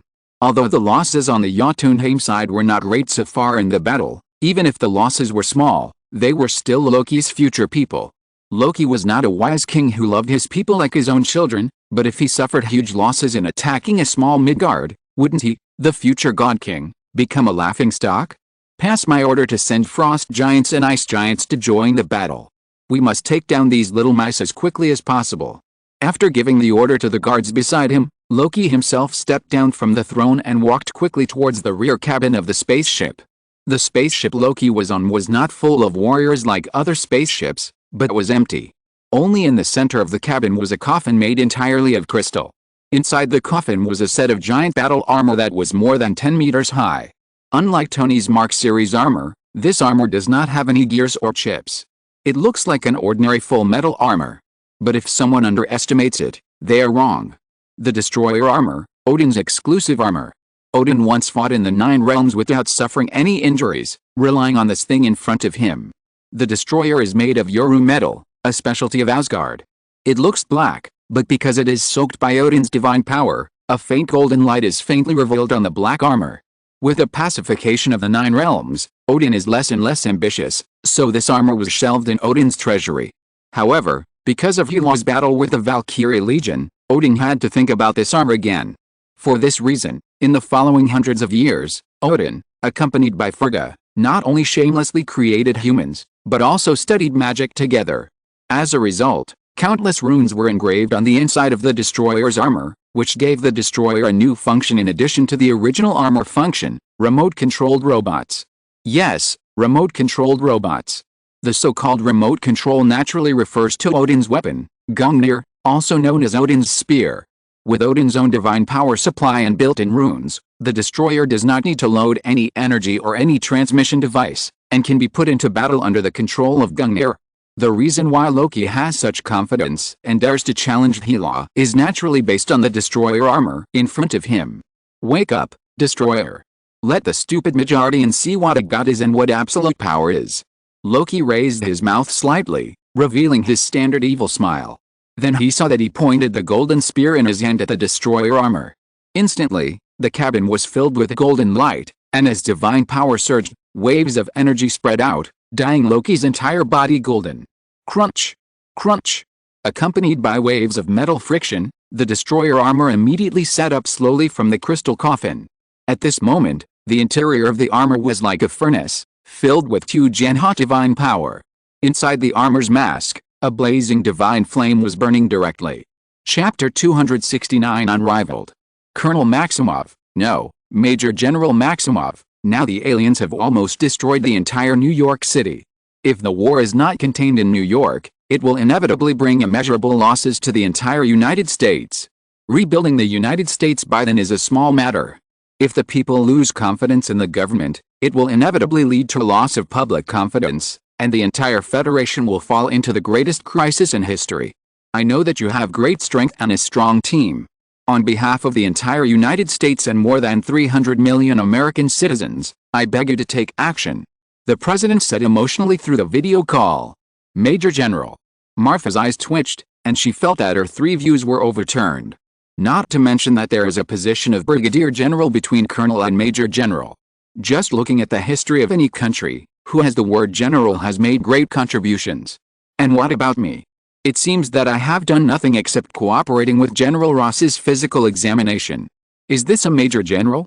If you let Bronsky, who values face very much and has made great contributions to the United States, know about this, what will he think? I'm afraid he will be so angry that his lungs will explode. Am I really a Major General? Marfa said in a tone of disbelief on the phone. I'm sorry, your situation is indeed too special. I wanted to give you a higher rank, but it is obvious that Congress will not pass it. But don't worry, as long as you can turn the tide in this battle and save the United States from disaster, I will definitely do my best to recommend you to become a lieutenant general. When the president heard Marfa say that, he thought he was dissatisfied with a low position, so he immediately patted his chest and promised. After all, the United States is only a presidential republic, not a monarchy. Although the president has high power, Congress can also restrict the president. It is an exception to allow Marfa to skip the brigadier general and directly grant him the rank of major general. Mr. President, you mean that I am participating in this operation on behalf of the entire United States, right? Without getting too entangled in the issue of official position, Marfa immediately asked the question he wanted to get the answer to the most. Of course. The president answered affirmatively. So what if my people and I destroyed some important facilities or hurt civilians in the process of fighting the aliens? Marfa continued to ask. There are always casualties in war, and there are not many people left in New York now. Those who died from accidental injuries are undoubtedly also our American heroes. After this incident, I will write letters to the memorial in New York to express my gratitude for their great sacrifice for the United States. The president did not reply to Marfa directly this time, but gave him a positive answer in disguise. After all, his identity is here, he can't just say you can make it up. Those people's death is not a pity, it's not a big deal. As long as you do a good job, we will still have a good life in the future. Okay, I understand. Mr. President is very righteous and I understand his willingness to sacrifice his life for America. In order to learn from Mr. President's patriotism, I have recorded the video of the call and plan to watch it every day so that I can learn from him better. As for the aliens in New York, I will leave now and will not disappoint Mr. President and the more than 300 million American people. After hanging up the phone, Mr. President was shaking all over. Marfa. Too cruel. He didn't even forget to record the video at this time. Let alone the promised military rank, just the attitude towards the surviving people in New York just now. If the video is leaked, not only will his position be lost, but he may even have to go to court. But what can he do? Knowing that this is an open conspiracy, Mr. President must admit it. Otherwise, if Marfa really ignores the war in New York, then the outcome will be even more tragic for both the United States and him as the president. New York battlefield. The addition of the frost giants and ice giants undoubtedly reinforced Jotunheim's advantage in the battle. As the snow and ice swept towards the earth with overwhelming force, everything in sight was instantly frozen. In just a moment, New York no longer looked like a northern temperate city. If you only take a screenshot, it would be no different from the Antarctic continent. The strong wind made Barton's arrows lose their accuracy, and the snow made it difficult for Bronski's clone to move. For a time, the ground equipment that was previously so powerful and imposing immediately stopped, like a large toy, and lost its function. Fighter jets also found it difficult to fly normally in such extremely bad weather, especially when they were interfered by the electromagnetic waves released by Jotunheim. If they did not crash directly, it would be a testament to the superb skills of the pilots. If humans had the advantage of location and people at the beginning, there is no doubt that the location at this time was completely in favor of Jotunheim. With the magic of the frost giants and the ice giants, Loki turned the entire New York into a second Jotunheim. How could the Earthlings, who had never been to an alien planet to fight, adapt to this sudden change? The situation of the war took a sharp turn for the worse. Without the supply of sand, Toby's body would shrink a little every time he performed a move. Although Andrew had replenished some physical strength through the legendary technology potion, it was difficult for him to attack by stepping on the snow. Barton and Natasha were almost useless. How could they fight if they could lose their entire legs with one step? Only the Thunder Special Forces, because they had the ability to fly and could control the electromagnetic force field around them to hinder the wind and snow, were less affected. But even so, the blizzard still seriously affected the combat effectiveness of Steve and others. But is this the end? Obviously not. Boom. Accompanied by a dull sound of landing. A tin man with a height of more than 10 meters suddenly appeared in everyone's sight. This is. Seeing this new guy, everyone felt a palpitation inexplicably. There is no doubt that this is the destroyer that Loki just airdropped. Whether it is an ice giant, a mountain giant or a frost beast, there is no doubt that they can see some similarities more or less. For example, the skin is blue, and the ability is cold. In short, you can tell at a glance that they are a family. And what about this tin man in front of him? Not only is his whole body black and glowing with gold, but the blazing flames under his visor alone seem a bit out of place with the surrounding ice and snow. Is it because it's too cold? So they brought a big stove here. Steve thought secretly in his heart. But soon, the destroyer told everyone the truth why they were palpitating before. The destroyer's visor opened, and an extremely hot golden light instantly spurted out from his visor. The golden light was more than 1 meter wide, and its range went straight to the sky. With a simple flick of his head, more than 30% of the Bronski clones on the flight pedals in the sky were destroyed. Even so, Loki took into account the mountain giants in the air and deliberately controlled the strength and attack coverage. Hiss! Seeing this, everyone couldn't help but take a breath of real cold air. Even the audience in front of the broadcast screen shot by the satellite showed horror. The next battle was even more violent and bloody. Under Loki's control, the destroyer was like Zhaozalin rushing into the enemy camp. One punch to one Bronski, one punch to one lightning warrior. Nick Fury and Alexander Pierce were distressed. After so many years, the two generations of directors of SHIELD finally had a long-lost emotional resonance. Chapter 270 Steve Audinson? Seeing the destroyer killing people everywhere, it was helpless that no matter it was bullets or artillery fire, hitting the destroyer was like an egg hitting a stone. No. It was like hitting steel, and it did not cause any damage to it. After all, it was Odin's armor. If it could be harmed by some ordinary hot weapons alone, Odin, the God King, would have died countless times. In the original plot, the reason why Thor was able to deal with it in a few moves after recovering his divine power was undoubtedly because of the script. Don't forget that Thor was originally sent to Earth for training. Odin's goal was just to temper Thor's character and let him understand some of the factors necessary to become a king from a warrior. Since Thor has recovered his divine power, it is equivalent to Odin's training of him. Therefore, Odin unilaterally cut off the supply of divine power to the destroyer. The destroyer without divine power is like the Mark series armor without the arc reactor. Except for being stronger, it has no combat power at all. So in the original plot, Loki's failure was inevitable. It is impossible to rely on the destroyer to kill Thor in the original plot. Everything is just a script that Odin had written long ago. But now it is different. When his useless son is with his daughter who wants to kill him all day, will Odin still have any scruples? What's more, the destroyer is only dealing with the Midgardians now, so it's a good opportunity to see Loki's tolerance, right? With Odin's endless supply of divine power, the destroyer is naturally unmatched. Until, Duong. With a sound of metal clashing that resounded through the world, the destroyer's armor staggered and almost fell to the ground. How is it possible? Could it be my brother-in-law? Ahem, could it be that Midgardian? Loki was horrified and looked carefully in the direction of the destroyer. It would have been better if he hadn't looked at it. As soon as he looked at it, Loki was instantly shocked. It's Mjolnir. How? How is it possible? Someone can actually lift Mjolnir. At this moment, Loki's mood was extremely complicated. Not long after Mjolnir's hammer landed, Loki rushed to Earth, and the first thing he did was to use Mjolnir's hammer to obtain the power of the god of thunder, so as to further replace Thor's position in Odin's heart. Obviously, he couldn't lift it. The spell that Odin cast at the time was that only those who were worthy of Mjolnir could lift it and obtain the power of thunder. What does worthy mean? In Loki's view at the time, looking at the entire Asgard, apart from Queen Frigga and King of Gods Odin, weren't he and Thor the most noble? Since Thor was no longer able to do it, there was no doubt that Odin was speaking to himself. What a fool, old man. If you want to put me on the throne, just say so directly. Why are you being so coy? Oh, with this in mind, Loki excitedly grasped Mjolnir. But what was the result? It didn't move at all.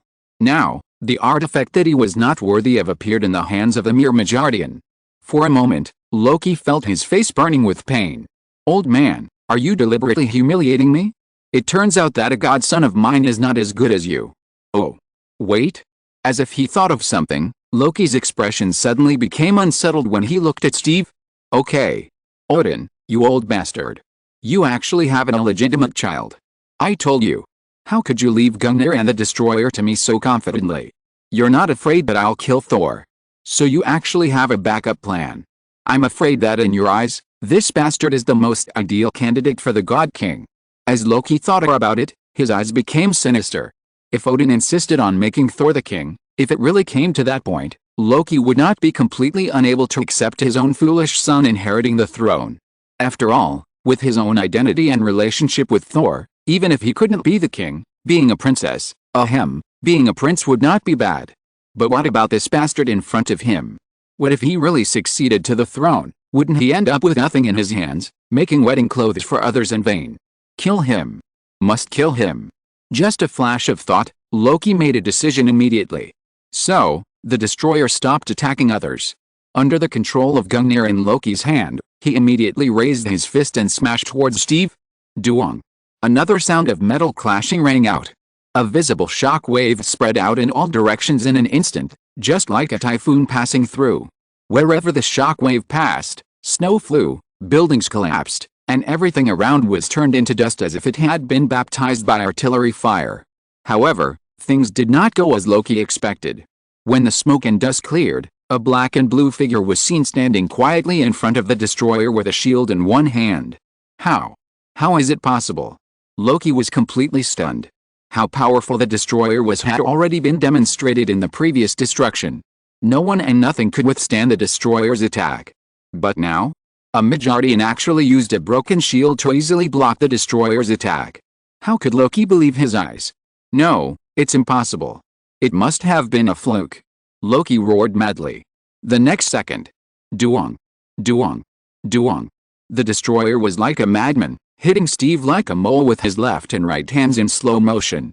But apart from the shockwave that continued to spread outward, over and over again, it didn't cause any damage to Steve at all. It's confirmed. This is the bastard left by Odin on Earth. Hela has the night sky sword. Thor has Mjolnir. This bastard in front of him also has an unknown artifact shield. Doesn't this prove anything? If not, then look at the Meow Hammer in his hand. If this still doesn't prove that the Midgardian in front of him is Odin's bastard, Loki said that Thor is willing to eat shit live. Damn it, do you think I can't do anything to you like this? Loki said with an extremely ferocious face. Gungnir in his hand immediately shone with a golden light, and the destroyer opened his visor under Gungnir's control, and a beam of light that was thicker and brighter than before immediately shot towards Steve. Ah! With a roar of anger, Steve Woowick actually resisted the beam and bounced the extremely thick beam back. Bang! Hit by his own full power beam, the destroyer instantly broke into countless parts and fell to the ground. No. Impossible. It must be fake. That old bastard Odin is really partial. Such a powerful artifact was given to an illegitimate child. What about me? What am I? Looking at the pair of daggers on his waist, Loki's heart suddenly chilled. The father who has called you father for nearly 1,000 years is actually not as good as your one-night stupidity. Unacceptable. Loki was like crazy, completely unable to accept the reality in front of him. And what about Steve? Seeing that this awesome Iron Man in front of him was actually defeated by himself, Steve's suppressed emotions for many years were instantly released. Who the hell dares to call me 50-50 in the future? Who the hell dares to say that I am an old man who has been eliminated by the times? I'm asking, who else? Brodsky. Convex, hanging on the wall. Not shaking the green lotus. The remaining dozen clones cast contemptuous eyes on Steve at the same time. Snap. Snap. Snap. But then, the sound of metal splicing attracted everyone's attention again. Before everyone could react, the destroyer had been reassembled. Despair, an extremely desperate mood instantly enveloped the whole scene. Can't this defeat it? Eh? It's really just 50-50.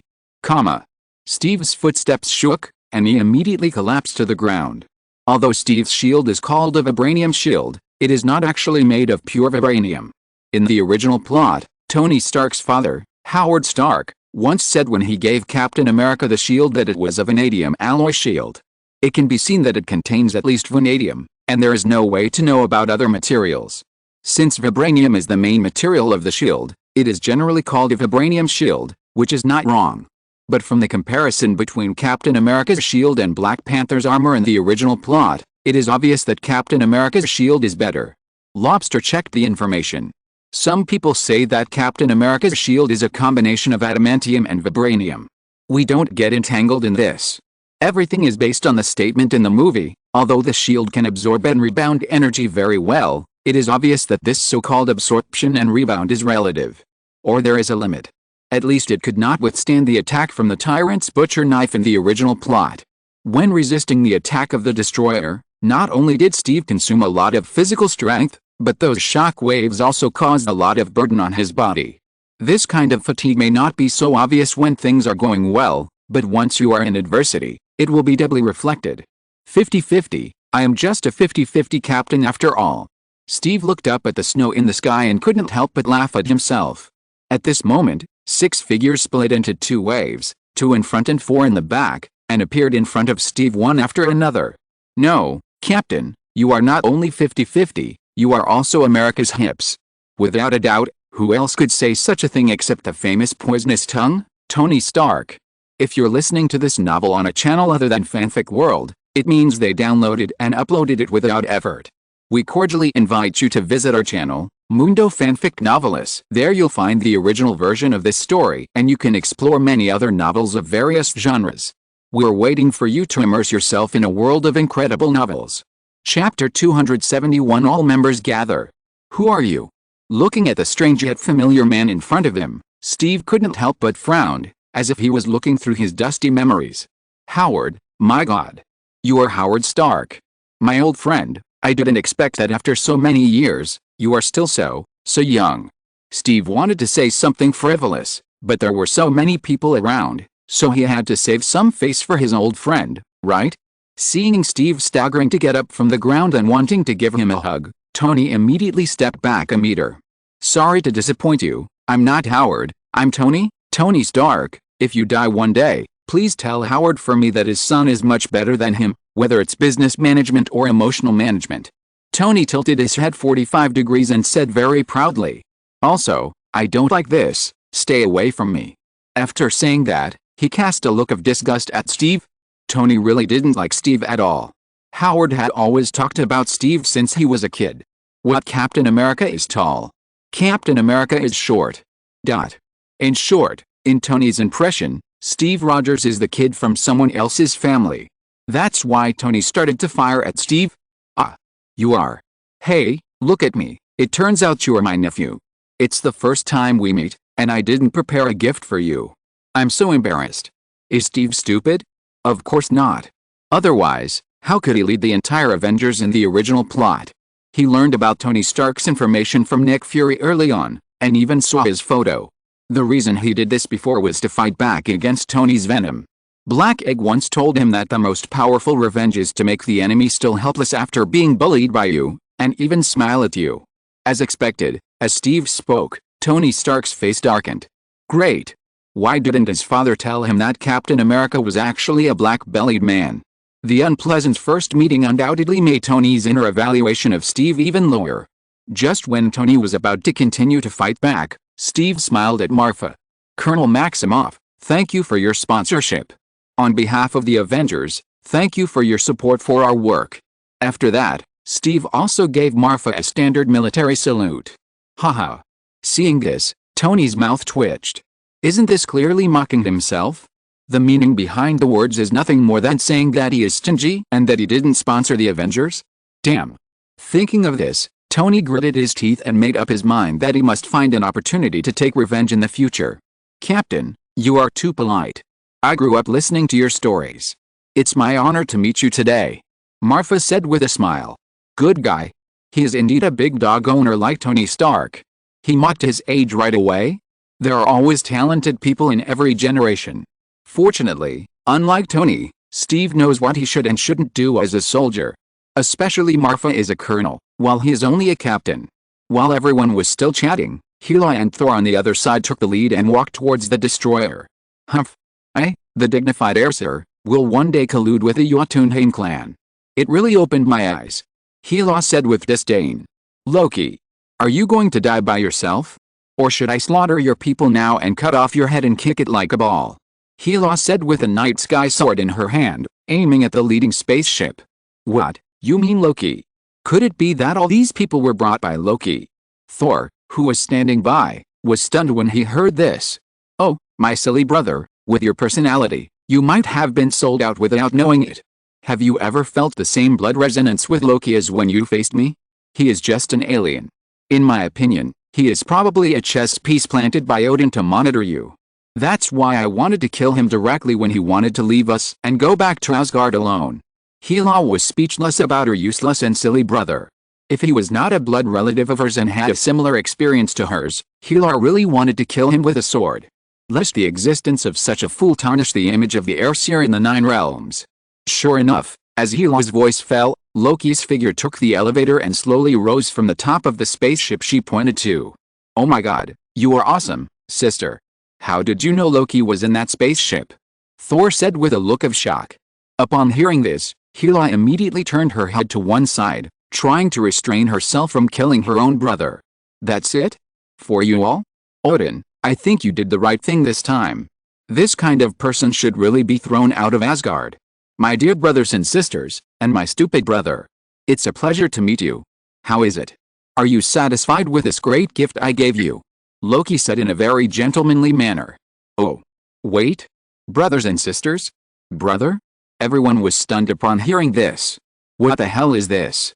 A family ethics drama? Especially Marfa, who was stunned on the spot. Brothers and sisters, it's right to say that Hela and Thor are right, but what about the brother? Could it be that Odin has other offspring on Earth? Loki, what are you crazy about? Where is the brother? Aren't you just a stinky brother? Thor shouted angrily upon hearing this. Ho ha ho ha. Thor, with your IQ, it's hard for me to explain it to you. Look behind you, the Midgardian holding Mjolnir. Father once said that only those who are worthy can hold it. Do you think a mere Midgard could possibly be worthy of your Asgardian prince's artifact? Look at the shield in his hand. That's an artifact that could withstand the destroyer's attack. Such a thing, especially for a mere Midgardian. Thor's eyes instantly widened larger than copper bells when he heard this. He then looked at Steve Rogers with hope. He almost rushed over and called his brother. Fortunately, Hela grabbed him directly. Stupid, didn't you notice? This Midgardian has no blood resonance with us. After that, Hela reached out and Mjolnir flew out of Steve's hand and fell directly into Hela's hand. A mere Midgardian dares to lay hands on the treasures of Asgard. After saying that, Hela stretched out her hand and a black blade instantly flew towards Steve. Ting. Seeing this, Steve was horrified and immediately raised his shield to block the black sword. Interesting. It can actually block the attack of my night sky sword. No wonder that arrogant idiot thinks you are our brother. After saying that, Hela stretched out her hand again. The night sky sword that hit Steve's shield before immediately turned into thousands of blades, surrounding Steve. I want to see how many attacks that broken shield can block for you. Hela said with a raised corner of her mouth. Her eyes were full of murderous intent. Yes, this is Hela, the goddess of death, the Hela who kills people like flies and gallops on the battlefield. Spare him. Hela, can you let him go? Seeing that there was an internal conflict on her side before she even started fighting with Loki, Marfa was sweating anxiously. What was going on? First, there was the inexplicable recognition of relatives, and now there was an inexplicable internal conflict. As expected of Loki, he made us quarrel with each other with just a few simple words. Let him go. Hela looked in the direction of the voice, and when she saw Marfa's handsome face clearly, her cheeks instantly turned red. The scene of being killed by Marfa in the land of death seemed to appear in front of Hela again. Since you helped Thor recover his strength, I will give you face. This will not happen again. Humph. After the words fell, Hela immediately retracted the night sky sword and flew directly to the spaceship where Loki was. Marfa was like Hela's nemesis. Just one sentence made her feel confused. Now she needs to kill well and calm herself down with killing. Chapter 272 Divine Power Projection. Is Hela's strength really to the point that Odin is afraid of? In Marfa's opinion, it is obviously not the case. At least from the original plot, Hela, who is also the offspring of Odin and has the racial characteristics of the Aesir, that the older she is, the stronger she is. She was caught off guard by Thor, who burst out with the power of blood. That is enough to show that Hela is not as good as Odin. After all, Hela has lived thousands of years longer than Thor. With thousands of years of accumulated strength, she has only fought Thor to this extent. In addition to the plot killing, there is no doubt that it is Hela's own problem. But if Hela is not strong, why is Odin so afraid of her? And even in the face of Odin, Hela can wipe out the Valkyrie Corps? The only explanation is that Hela's group attack ability is too outstanding, while the single output is slightly weak.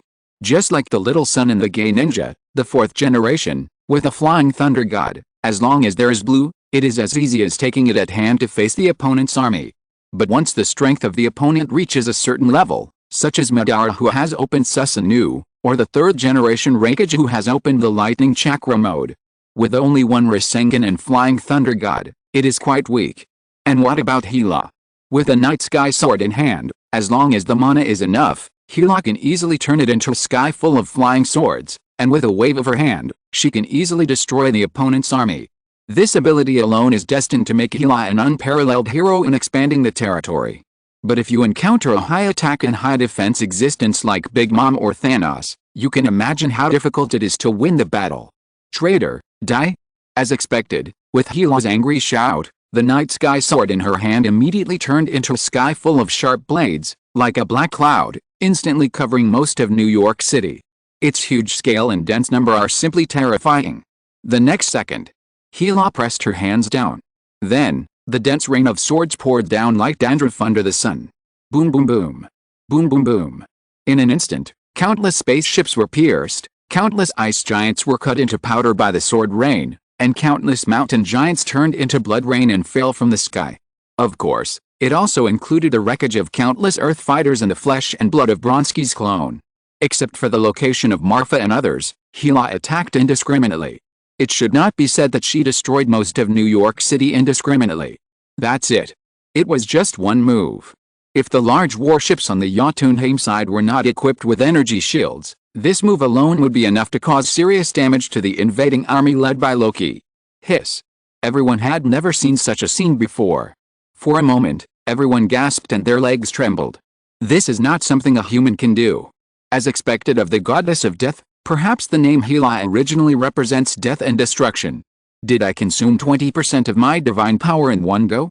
Sure enough, if the battlefield is not Asgard, my strength will indeed be greatly restricted. Hela looked at her masterpiece with some dissatisfaction, thinking secretly in her heart. Panic. This time Loki was really panicked. Is this Thor's sister, Odin's eldest daughter? For the first time in history, Loki felt deeply powerless. This is no longer a question of whether he can win or not, but that he can't win at all. Just looking at the map cannon just now, if Hela comes a few more times, let alone how many troops of Jotunheim will be left, even whether he can survive in the Rain of Swords is probably a problem. No, I have to retreat first, otherwise I am afraid I will really die here. Loki has seen Thor's strength, and of course, he has also seen some of Odin's power. After all, they have lived together for nearly 1,000 years. It can't be said that they understand each other thoroughly, but Loki knows Thor's strength very well. The reason why Loki dared to come to Hela was that he used Thor's previous strength as a reference.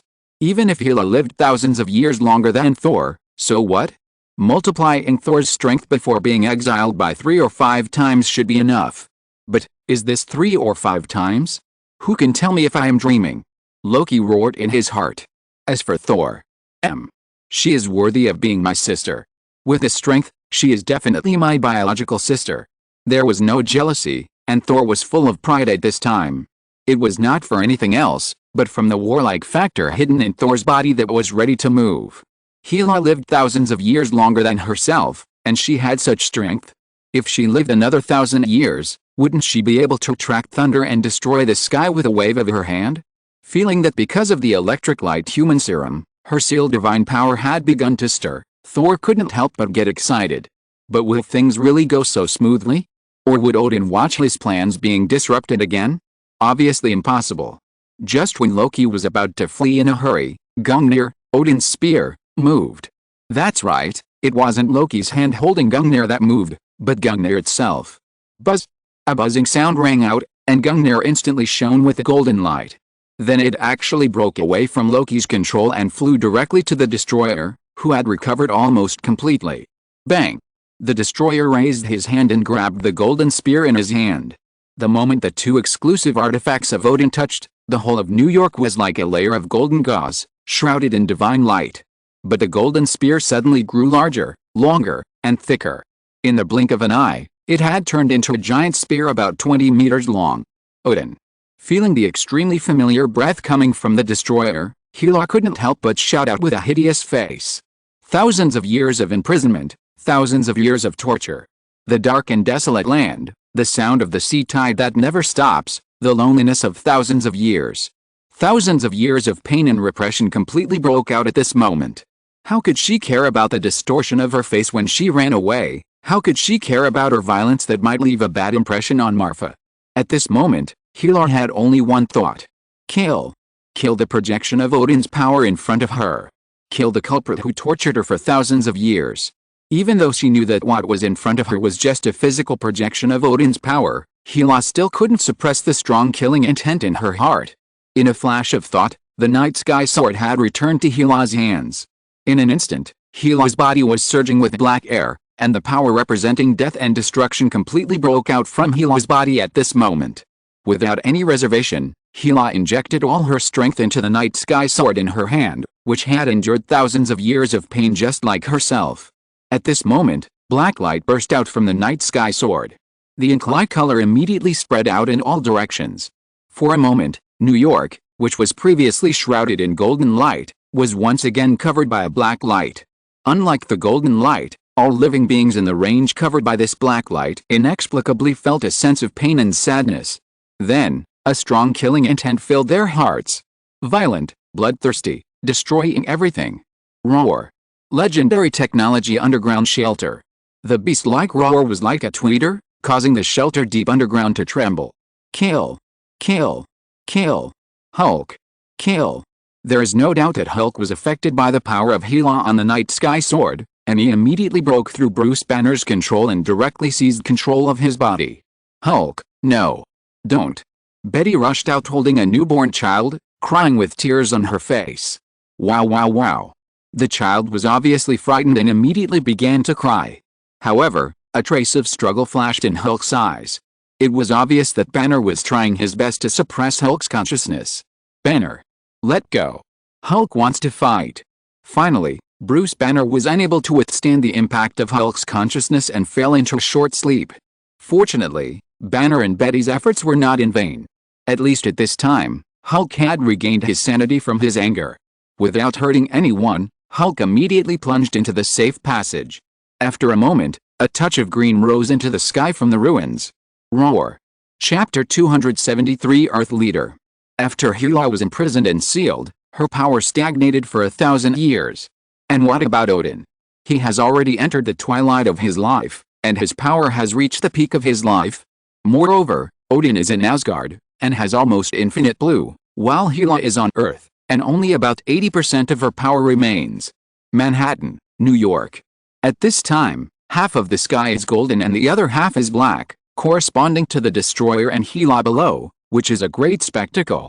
All things hold their breath at this moment, waiting quietly, waiting for the arrival of the ultimate showdown between the Aesir. Odin's spear, Gungnir and Hela's sword, Night Sky sword collide in the air. The tip of the knife against the thorn. There is no fancy, just a straight stab. In an instant, where the tip of the spear and the tip of the sword collided, the space shattered like a mirror. Seeing countless black holes appearing out of thin air in the shattered space, they began to devour everything around them crazily. Light. Sound. Energy. Anything that can be swallowed becomes completely defenseless in front of a black hole. It's over. A black hole the size of a fist can completely destroy the Earth, but now, there are countless black holes of different sizes in front of us. Is this really the end of the world? As a real academic master, Tony Stark, who is not far away, suddenly changed his face and was scared pale. Fortunately, a golden figure soon appeared on the battlefield between the Destroyer and Hela. Odin, I can turn a blind eye to your racial war, but if you want to destroy the Earth, please forgive me for not agreeing with the Kamartaj lineage. There is no doubt that the person who appeared is the real boss of the Earth at present, the supreme sorcerer of Kamartaj, Ancient One. Ancient One's voice is cold and majestic, and with a shining bald head, it is simply domineering to no limit. The next second, the pendant on Ancient One's chest instantly flashed a green light. The green light is as bright as a candle, and compared with a black light and golden light in the sky, it is simply dim. However, it was this green light that caused the entire battlefield in New York to stop in time. The next second, Ancient One stretched out his right hand, as if pressing on the wheel of time, and twisted it counterclockwise. In an instant, everything in New York was like a movie, and began to play backwards frame by frame. First, the black hole disappeared, followed by the slow healing of the space crack, and finally the separation of the spear tip and the sword tip. Ancient One. Do you really want to intervene in this matter? Odin's old and majestic voice came from the Destroyer. The order of the universe and the balance of the plane cannot be destroyed by any existence, of course, including you, God King Odin. Do you also want to meet that person? Ancient One still said calmly. In the original plot, both of them are extremely powerful, but they have never faced each other directly. After all, the Earth, that is, Midgard, is one of the 9 realms ruled by Odin. Although Kamartaj represented by Ancient One will not intervene in any war between races, it cannot change the facts on Earth. If the Earth is destroyed, then the 3 holy temples of Kamartaj will certainly not survive. Without the 3 holy temples, the Ancient One cannot resist the invasion of Dormammu at all. Therefore, in a sense, the two have the same interests. With the Ancient One stationed on the Earth for him, Odin is very relieved. However, now, in order to ensure the survival of the Aesir and to consolidate Asgard's ruling position, Odin has to kill Hela on the Earth. As long as Hela dies, Thor will have no one to rely on, and he may be saved by brainwashing. At that time, the 9 realms will still belong to his Odin family, and will not fall into the hands of Loki, the godson, or into the hands of Hela, the filial daughter. But Hela's strength is so strong, and Odin himself is in hibernation. Therefore, after several considerations, Odin had no choice but to use the power projection ability through Gungnir. In this way, If he can't come in person, he can only fight with divine power to defeat Hela. With the entire Asgard as a backup, Hela has no chance of defeating Odin, even if it is just a projection. But what are the consequences of competing with divine power? The Earth is a planet with little magic power. Even the Ancient One can only use the magic power of Vishanti to cast magic. Without the power of elements, without spiritual power, without the blessing of all kinds of messy things, the space where the Earth is located is quite fragile. It is far inferior to Asgard or Jotunheim, where magic is prevalent. Didn't you see that Loki can only act as a dagger assassin on Earth? In this way, the space is shattered, and the appearance of the Ancient One becomes inevitable. Kamar-Taj will never allow the three major temples to be destroyed. Midgard is my divine domain, my territory is my final say. You have been in Midgard for so long, I have already given you face by not charging you rent. Do you want to compete with me? Odin was furious. He could not sleep or eat well if Hela was not eliminated. The actions of the Ancient One undoubtedly pushed the entire Aesir into the fire pit. I don't care about your family's affairs, but if you want to make trouble on Earth, I don't agree. The Ancient One was firm in his attitude and refused to give in. Oh? Really? Do you mean we have to fight too? If it was Vishanti or the one the Ancient One said, Odin would naturally obey, but if it was just a competition with the Ancient One, considering the future of the entire Asgard, Odin didn't mind it. Marfa. You have been hiding for so long, don't you plan to take action? Ignoring Odin's arrogance, the Ancient One spoke to Marfa not far away. Ah! Marfa heard the words and a mouthful of popcorn fell to the ground. No. What does the fight between you two bosses have to do with me? I'm just a bystander. That's right, a bystander. After saying that, Marfa also raised the popcorn in his hand, clearly wanting to be a spectator. Natalia is now an apprentice of Kamar-Taj. Are you sure you are not afraid that your mother will hit you on the head? Ancient One has seen Marfa's skin a long time ago. On the surface, he is serious, but in fact, he is full of bad water. It's just because of his special nature that Ancient One has always been quite tolerant of Marfa. However, this time it concerns the entire Earth and the three holy temples of Kamar-Taj, and Ancient One cannot ignore it. Okay. You are the master, you have the final say. Having said that, Marfa immediately put away the bench under him, the popcorn in his hand, and the fat Otaku happy water next to him. You. Good guy, when did you come up with these? Why didn't I notice it? Tony Stark looked at Marfa beside him stupidly, and he was stunned. It turns out that we were scared to death by the battle between Hela and the Destroyer, but you seem to be watching a movie, with popcorn in one hand and fat Otaku happy water in the other.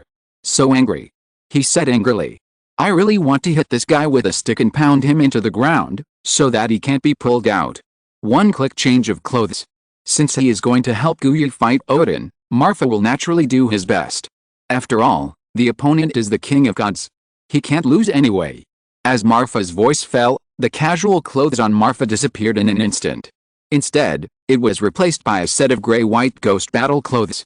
As Marfa slowly rose up, the battle clothes also rustled, which was quite a fury-like meaning. The Wuji stick was in his hand and the ghost battle clothes were hung on his body. Of course, the most eye-catching thing was the faint green between Marfa's silver hair. There is no doubt that it was a special equipment transformed from the prior helmet, the hint of the little widow. Tony. When? How did he change his clothes just now? And why does he have a similar magic robe when I, a magician of Kamar-Taj, don't have one? And what about that stick? Is he going to knock the Tin Man into the ground with it? And that hairband, green, can you believe it? Is he upset? Or what? Chapter 274 Fire Key Rin and Eight-Legged Horse. Well, first he was forced to go to the battlefield by the president, and now he is forced to fight Odin by the Ancient One. At this time, Marfa only wants to say, what virtue do I have? Isn't it nice to wait for the mess to be cleaned up? Spend the least effort and get the greatest benefit, isn't that good? But, Alice. Marfa sighed secretly. What else can I do? Go ahead. Who made Natalia the apprentice of the Ancient One, and he is Natalia's son? Hey. Wait, did I miss something? Natalia Maximoff, Marfa Maximoff. Oh my gosh. Are they mother and son? Tony on the side said belatedly at this time. Kamar-Taj has never asked about background, but anyone who is devoted to learning, has an upright heart, and has a certain talent will be welcomed by Kamar-Taj. Because of this, Tony followed the local customs during his time in Kamartaj, and had no intention of investigating the identities of his senior brothers and sisters in the outside world. Natalia Maximoff, who was gentle and hot, often gave Tony advice in magic research and learning. This led to Tony's countless fantasies of having sex with Natalia. Although there were already 2 red flags at home, for Tony, colorful flags were not a problem. Of course, the premise was that measures must be taken this time to prevent the family from going directly from playing landlord to playing mahjong. However, to Tony's disappointment, Natalia was not moved at all, whether it was money or anything else, and had no idea of crossing the line with Tony. This was very uncomfortable. For a stallion-level figure like Tony Stark, it was definitely the first time to be unable to get beauty. The more he couldn't get it, the more he wanted it in his heart. This was Tony's nature. Tony originally planned to go to Kamartaj and try again, but what about now? Natalia is not only married, but also has 3 children, one of whom is even his close friend. What the hell is this? Could it be that Marfa calls him Godfather? Tony doesn't have the guts to do that. Of course, Marfa doesn't know about these things, otherwise, I'm afraid this time, it won't be a simple poisoning that can be solved. Not to mention that Tony Stark is already sweating profusely here. Odin on the other side also began to look at the boy in front of him. Midgard? It seems that he is not from Kamartaj. Then why is the Ancient One so confident that he can defeat himself without affecting the New York Temple with his help? Odin thought so in his heart, but the destroyer had already controlled the spear to come towards the Marfa assassin. The next second, seeing that Gungnir was about to pierce Marfa, a lavender halo suddenly appeared in front of Marfa. There was no feeling of the spear piercing the flesh. Odin felt his hand lighten, and the tip of Gungnir's spear disappeared directly from everyone's sight. Boom! The sound of a comet hitting the earth sounded. But the chest of the destroyer had been pierced by Gungnir. There was no doubt that Marfa used the ability of space transfer. As early as when Marfa was located, he had communicated with a space node in front of him and the space node behind the destroyer through mental warfare. He was just waiting for Odin to shoot a destruction ray at him. What he never expected was that Odin was so direct and stabbed him with Gungnir. Well, isn't this better? To be honest, what Marfa was least afraid of was the opponent in front of him, who was big, powerful, but not fast. It only took about 1 second of space node communication time, and Marfa could completely transfer any one-way attack. As for Hela's all-round map cannon attack without dead ends, or Kingpin's attack that was so fast that it was difficult to capture with the naked eye, this trick was not so practical. How is it possible? Is this Kamartaj's portal magic? Why is there no spark? I didn't see this kid casting a spell. Although Odin couldn't say that he fully understood Kamartaj's fighting style, he knew it roughly.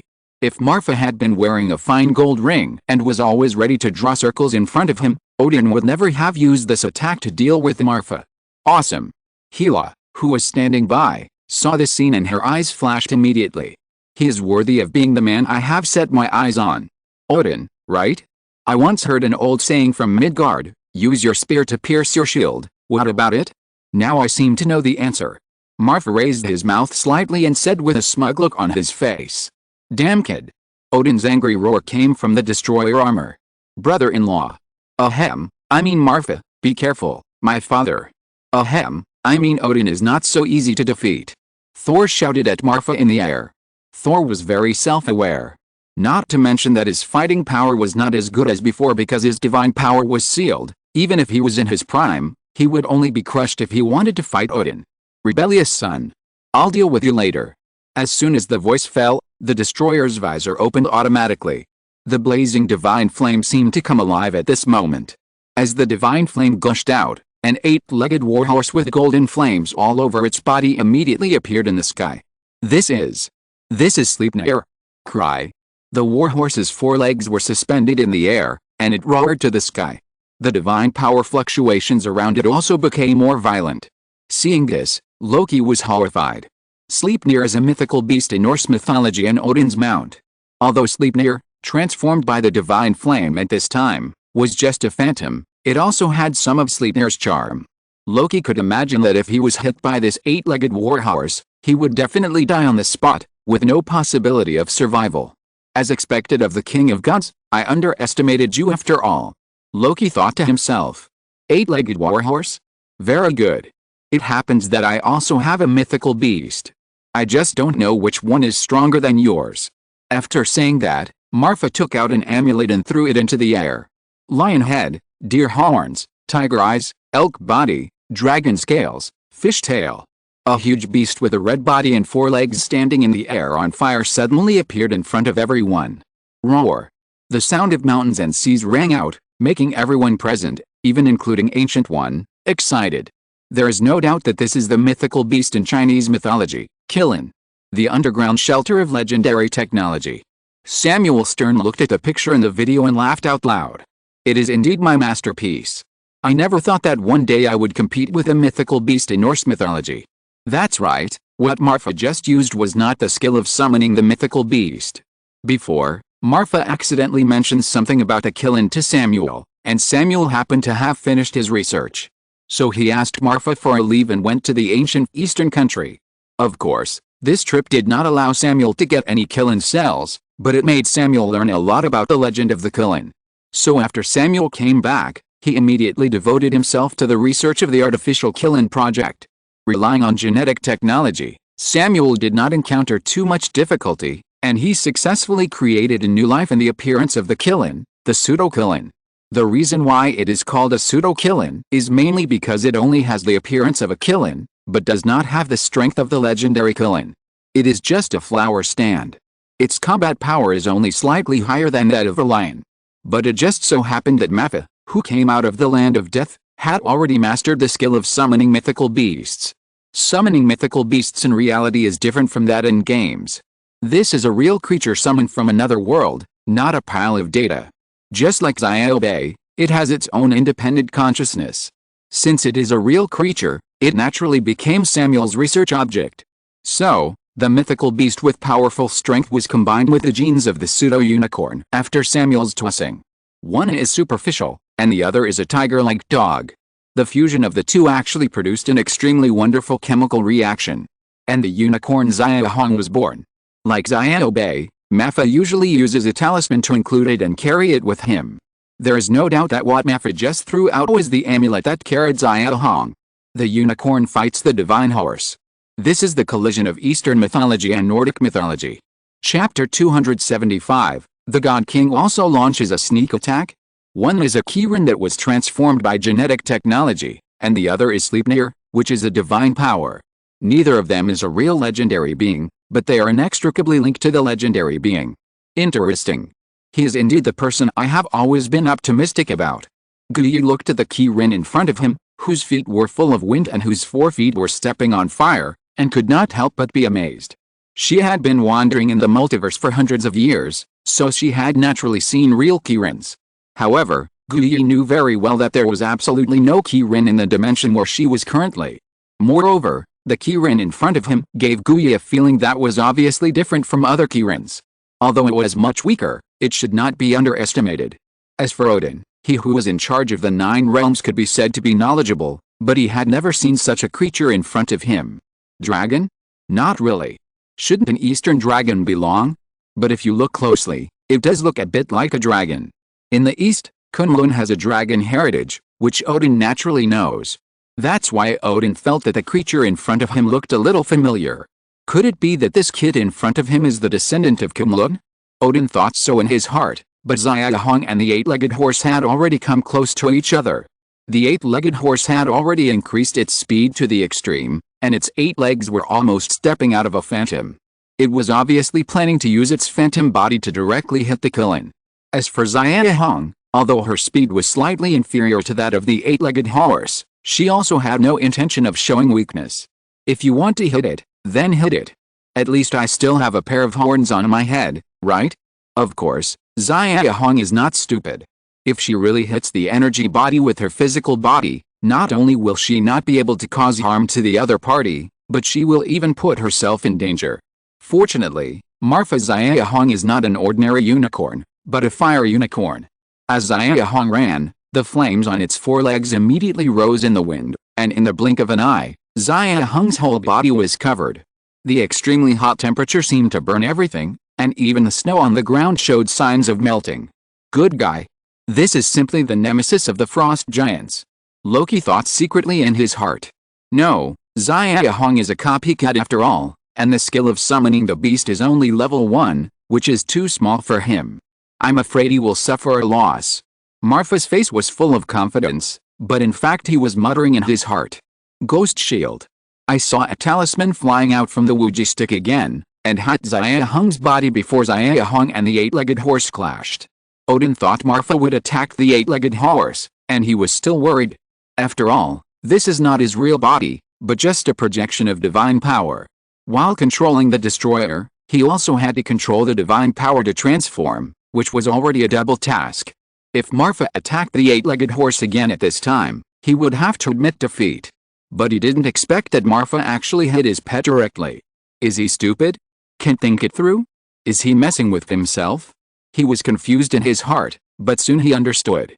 At the moment when the talisman shattered, a blue light and shadow suddenly merged into Xia Hong's whole body. Then Xia Hong's tail, which was like a fish tail, instantly wrapped around the blue shadow. Bang! Finally, the 8-legged horse's body, which was completely transformed by divine power and flames, hit Xia Hong. Xia Hong paused and showed a look of confusion. Who am I? Where am I? What am I doing? That's right, at this time Xia Hong only felt that he hit the air, without any strange feeling. Did I just fall into an illusion? Have hallucinations? Xia Hong thought to himself. Did it really fall into an illusion? Of course not. Just now, when the 8-legged horse's body hit Xia Hong, the tail transformed by the ghost shield took the initiative. A blue shadow flashed by, and it went around the 8-legged horse's head and was wrapped around the horse's neck like a rope. As the tail pulled hard, a large amount of divine power was immediately absorbed by the ghost shield. At the same time, the shadow on Xia Hong's tail also expanded to the limit. Is this the end? It must be impossible. After absorbing the power of the divine flame, the shadow on Xia Hong's tail immediately turned into gold, which was exactly the same as the flame on the 8-legged horse. Since it was full, the next step was to release it. The surging divine power rebounded from the tail, and immediately offset part of the divine power on the 8-legged horse. The size of the 8-legged horse also shrank sharply. Things are still not over here. After releasing the energy, the ghost shield began to absorb it, then release it, absorb it again, and release it again. The whole process sounds complicated, but it only took a moment. Odin's big move, which he was so proud of and thought could kill everyone, was completely offset by a simple ghost shield between absorption and release. The ghost shield, originally, only increased the target's magic defense, but after being transformed by the Marfa skill enhancement system, it became the nemesis of almost all energy attacks. Finally, after a long search, Xia Hong found her opponent, the 8-legged horse. The 8-legged horse was extremely small at this time, like a fist-sized figurine, standing quietly at Xia Hong's feet, grinning, as if unwilling to lose so aggrievedly, and accusing Marfa of cheating. Oh. So it's here. Since she saw it, Xia Hong certainly couldn't let this poor little guy go. If you don't cut the grass at the root, it will grow again in the spring breeze. Trample. The flaming beast's hoof stepped down, and the divine flame on the 8-legged horse was extinguished instantly. Ha ha ha. Ha ha ha. Odin, are you here to make fun of me? That's it. Marfa laughed loudly, but didn't notice that Gungnir in the destroyer's hand had disappeared. The next second, Gungnir, which had turned into the size of an embroidery needle, appeared behind Xia Hong. Immediately, the golden spear grew larger again, aimed at Xia Hong's body and stabbed it. Physical attack, the ghost shield could not absorb it. Puff. The spear pierced into the flesh, and Xia Hong was pierced by Gungnir like a skewer. 1-1, a tie. Odin's voice was neither salty nor bland, but full of irony. You. Damn it.